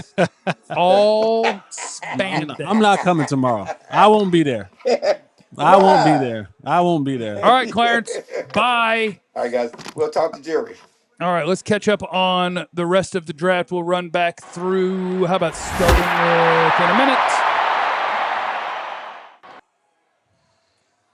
We got Caleb Lemieux going to, who's that? The New England Patriots. So that's Utah's left tackle. Their right tackle, Spencer Fano, went in the first round. And he's one of the ones that offensive linemen that creep me out are the ones where I'm like, I don't think he's very strong. And he put his hands on somebody? And that creeps me out. You don't think he's very strong? No. and that's what creeps me out with offensive linemen. But I knew everybody liked him. Like I like him okay. I think that's early, but I like him okay. He was one of the guys that was always going to be in sort of this range. He's one of the really athletic left tackles, and so people liked him. I don't know. I watched Romello Height kind of give him the business when they played Texas Tech, but what are you going to do about that? It's tough.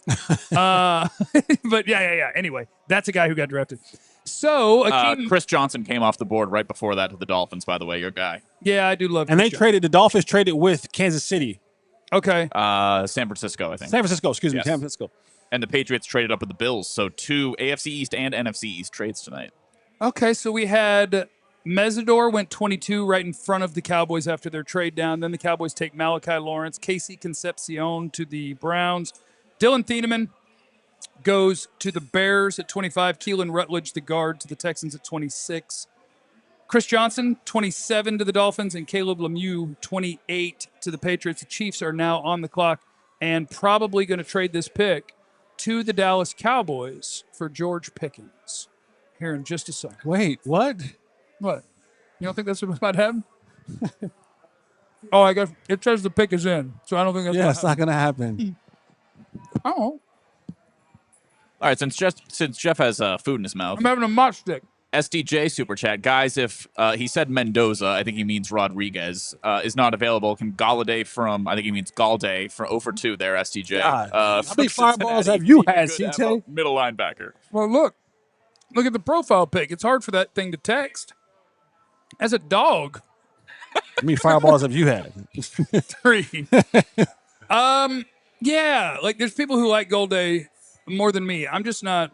I don't know. I'm not too comfortable with big time projections. So Golday is a linebacker that also does the weird bit of lining up as like their nickel when people play spread. And so, like, I don't know. I'm just not comfortable with the transition of that guy as a rookie could anchor your defense.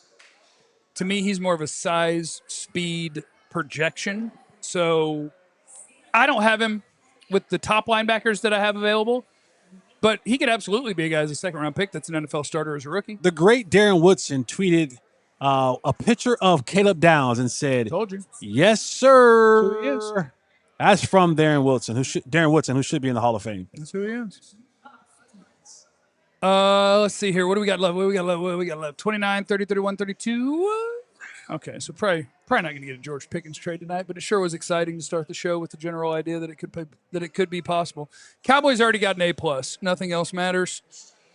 Are you grading on the Jeff curve? Yeah. Okay. They got the number one player in the draft. Okay. They got the number one player in the draft. Although I do need to change how I do my rankings. So if you look at from last year, the Micah Parsons trade, the Micah Parsons going to Green Bay has turned into Kenny Clark, Quinnen Williams, and Malachi Lawrence. it's not accurate, That's not accurate? right? Well, I guess you said did a one- 1 and a 2 for Quinnen. Right. And then you You used the 1 on Malachi, but you're also getting to keep the worst of the 2 picks next year. So technically you could give up a little bit more because you don't know which pick you're giving up. But okay. Was the trade? No, it wasn't worth it. You still take Micah Parsons of all 3 of those players combined. Yes. Okay. But we don't have to do that. I don't want to do that. I don't want to say that out loud because people are going to be like, why are you talking about Micah? Because somebody asked me about Micah. Micah Parsons carried this same sad sack defense to being respectable for years. We had Quinnen and Kenny, and we still sucked. But no, I mean, Quinnen's awesome, and Kenny's fine. But no, one of the best pass rushers on the planet? No, it's not worth it. I'd take Micah back in a heartbeat. You can have all that back. But that doesn't matter. Now we're excited about what we're going to build with. We are. We got Quinnen Williams and Kenny Clark and Malachi Lawrence. It's going to be a good time. And Caleb Downs. And Caleb Downs. Just pretend we got Caleb Downs as part of that trade. And I'm like, No. yeah. That was good. The NFL draft intro offer is still going on. Become a diehard for just $32 for your first year. AllDLLS.com. Draft offer. And look, the guy in the front of the picture. Got him. We did it. We manifested. Would you care to play a game called Guess the Song Jeff Thinks when he looks at Caleb Downs? Cotton candy, sweet as gold. Let me see a Tootsie Roll. No, I was thinking. Oh. Ain't no stopping us now. Hey, we're on the move. Yeah, that's what I was thinking about. Chiefs pick is in at number 29, and I don't care who they pick because it ain't going to be Caleb Downs. And it ain't going to be Malachi. Who's that pick? Peter Woods. It's going to be Peter Woods, defensive tackle out of Clemson, who a year ago at this time people thought was going to be a top 5, top 10 sort of player and then did not have that sort of year, much like everyone else at Clemson. Yeah. I like him, though. I think he helps. Like, that's a real-life NFL 3-technique defensive tackle who I don't know if he would have fit necessarily here if you'd have viewed him as like the bully ball. Like, I think Christian Parker with his down lineman just really wants you to be a meanie to people and just kind of hold that point of attack, and Peter Woods is more built for attack front. So we got 3 picks left in the first round. And we want to shout out our friends at Big Brothers Big Sisters. Some of those guys are going to be with us tomorrow on our broadcast. And if you scan that QR code that's on your screen, you can see how you can help make an impact today. Shout out to Big Brothers Big Sisters. WinStar World Casino. WinStar World Casino. Ain't no stopping us now. I love WinStar. We at WinStar. The Cascades, the Terrace, the RV park pool, they're all opening on Friday, May 15th. It's almost pool season up here at WinStar. I got about 9 more pounds I can lose. I'm going to be ready. I'm going to be ready. The golf course is anticipated to open on May 22nd, Memorial weekend. Public online booking for that course opens on May 1st. Scissor Tail will be opening midsummer. Different course. Oh, I thought Scissor Tail. I almost took me. Scissor Tail. Okay. WinStar.com for updates and info. WinStar is the place that you need to be. Cowboys Bar and Grill. We appreciate them hosting us right here. But yeah, check out WinStar.com so that you can plan your next trip up here. You can come see a show. We got a schedule of the shows that's on there. You can find it there. They got all sorts of different things going on for every holiday weekend, things you can win, giveaways, great shows. Check them out at WinStar.com. You can go there to book some of your spots out here at the pool. Maybe you want your little cabana or something. I want to see what that scissor talking about. Check out the scissors. WinStar.com. Let's go. That's where you can check out that. Also, Air DNA. Did you guys know that it's the leader in data on short-term rentals, and they just released a free calculator to see how much you could make renting your home out for the World Cup. Occupancy's up 200+% already for the group stage, and we're still months out. Available rates people are charging is 2 to 3 times more than they were charging last year. Dallas has the most matches of any city, including a semifinals match. John! Crying out Talking loud. to Tanner. Over 5 million fans are going to attend a game. It's expected. And host earnings expected to reach nearly $212 million. So if you want to know how you can make some money. I called them. You called? I did call them. Yeah, you're going to get up out of that house for about a week or two, aren't you? I'm coming to your crib. Okay, well, let me tell you the cost of that. Because I called them too. You can pay half of it. Yeah, go to the World Cup. Make some money, let people go to your house, and you go to the World Cup. Stay with a friend. Whatever you want to do with your money when you get it, see how much you can make at airdna.co/Cowboys. All right, the New York Jets are picking at number 30 overall, and let's see how they screw it up. They didn't screw it up. They did a good job. They did a fine job. They didn't screw anything up. Omar Cooper Jr., the wide receiver out of the University of Indiana, is going to the New York Jets. One of my favorite guys in this draft because I just think he's a super well-rounded player. Little bit of route runner, little bit of zone buster, little bit of man beater, little bit of hard as hell to deal with after the catch. Omar Cooper's a really nice player.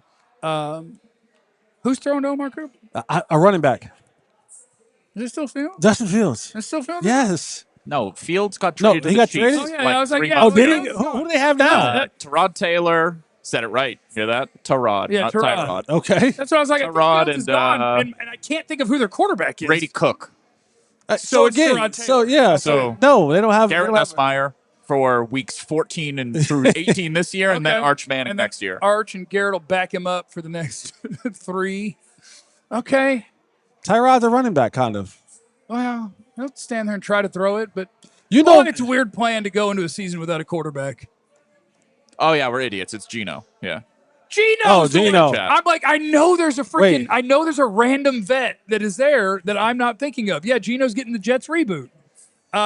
You might have a little something with Gino. Up until his Raiders year, I thought you might get a little something with thought he Gino. had something. I take back what I said. I forgot Gino was there. and I tried to put 7 different people there instead of just looking it up. I'm like, I still had Justin Fields there. And then it's like Terod, and I'm like, okay, yeah, okay, no, Gino. Yeah, it's Gino. Welcome to us talking about the NFL and putting 7 different Listen, quarterbacks. we cover the Cowboys. Listen, plus the Jets don't matter. They don't. They don't matter at all. Omar Cooper's going to be up there like, is this how it usually goes? We lose 5 for every 1 we win? Is that what's going on? So the Jets have taken David Bailey, Kenyon Sadiq, and Omar Cooper. Hell, Gino might be good. Gino, he's got some youngsters to throw to. That's going to be fun for Got you Gino. a super chat up there just for you, Jeff. Albino. We got our Albino? boy Downs fireball shots. Well, we got those already. Albino? I've already had 3. I don't think I've had 3. Shout out to But we haven't on for a while. shout out to my guy Daniel. Yeah. I went to high Daniel- school with Daniel. He's a sweet man. Daniel And middle school. was out and about and walked into a thrift shop Yeah. and Out of state. out of state Yeah. and picked up this bad boy right here. This was what year was this? 2006. Okay. Welcome to Hollywood. Welcome to Hollywood. Your boy was on the cover and Tar Heel Month. That man looks like he takes care of himself. yeah, and let me show you. He This looks is like he's take care of himself. a good spread in here, man. And this is the love. Yeah. This is the love that we get from the people. So I appreciate. Look at this right Show here. that. I'm gonna eat some more. Yeah, you do that right there. We right here. Look at that. Shout out to you, Daniel. Oh, that's wrong. Put it back right there, John. Right there. Check that out right there, man. Shout out to Daniel, brother. I appreciate you so much, man, for thinking about me while you were out in your travels and saw this. And I have a copy of this, but mine is it's been to Canada, it's been to Cincinnati, it's been to New England, it's been to North Carolina, and it's been run through the mud. So to have another one of these, I appreciate you. Thank you so much. This was old Hollywood back in the day. This is old Jay Holly right here. This is when I was young and this when I was horny. Okay, this right here. I'm not. That's what? When I was 2006. Yeah. 2006. Yeah. You were chilled up. Boy, You had a that little right Clarence- there. Had a little Clarence going. I had a whole lot of Clarence going. That's nice. Thank you. What is this?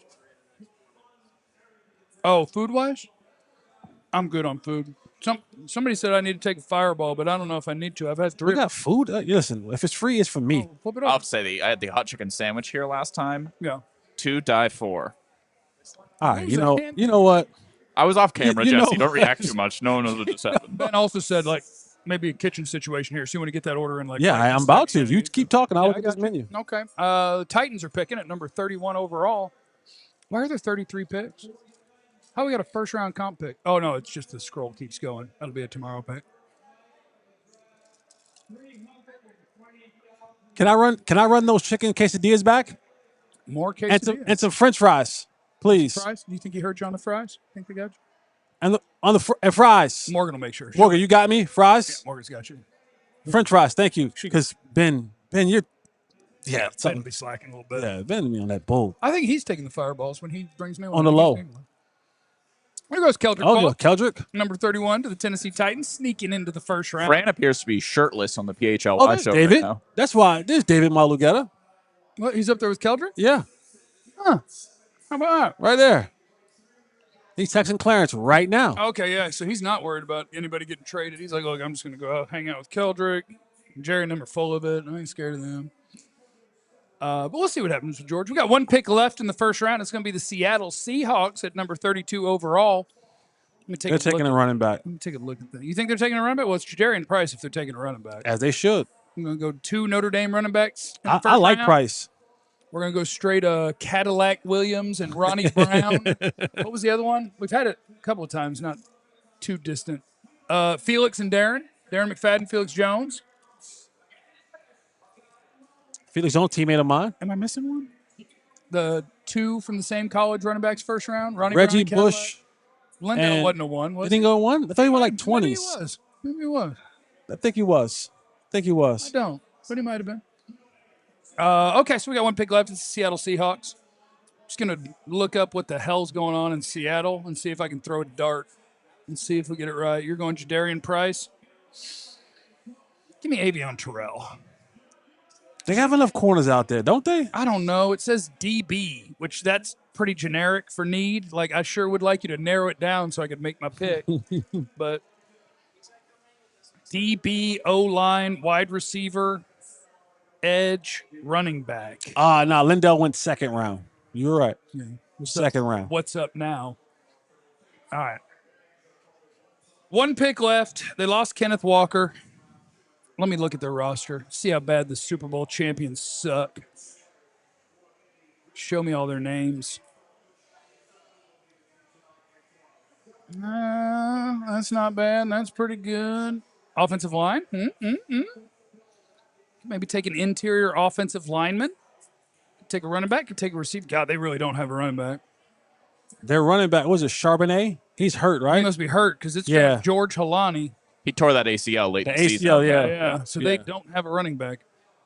You can't force yourself on need to pick a running back in the first round. I don't accept that. That's a you thing. I don't accept that. I do not accept that. That is a you thing all the way. That is absolutely a you thing. You cannot force a running back pick. Yes, you can. No, I'm looking at the board. We're going to find something better for him. McNeil Warren's out there. Terrell's out there. Hood. Colton Hood's out there.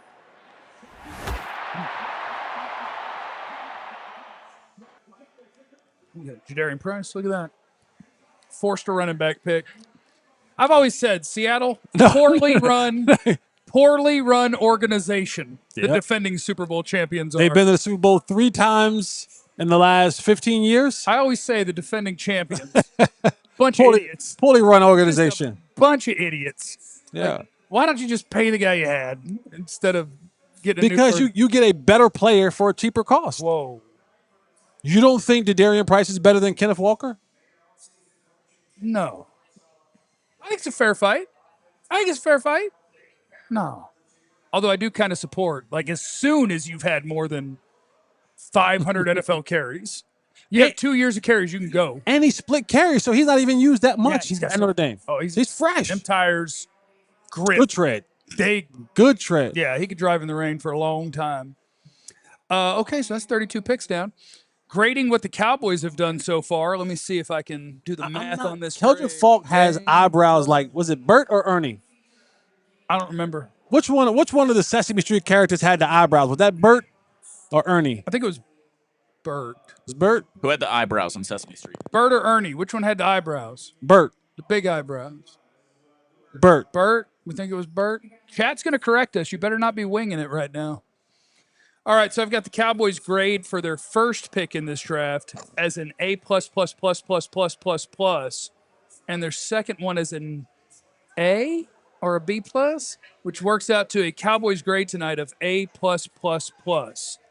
Which one? See, are they going to tell you which one's which? I don't know. Bert is yellow. Bert's yellow. Okay, so yeah, Bert. Yeah.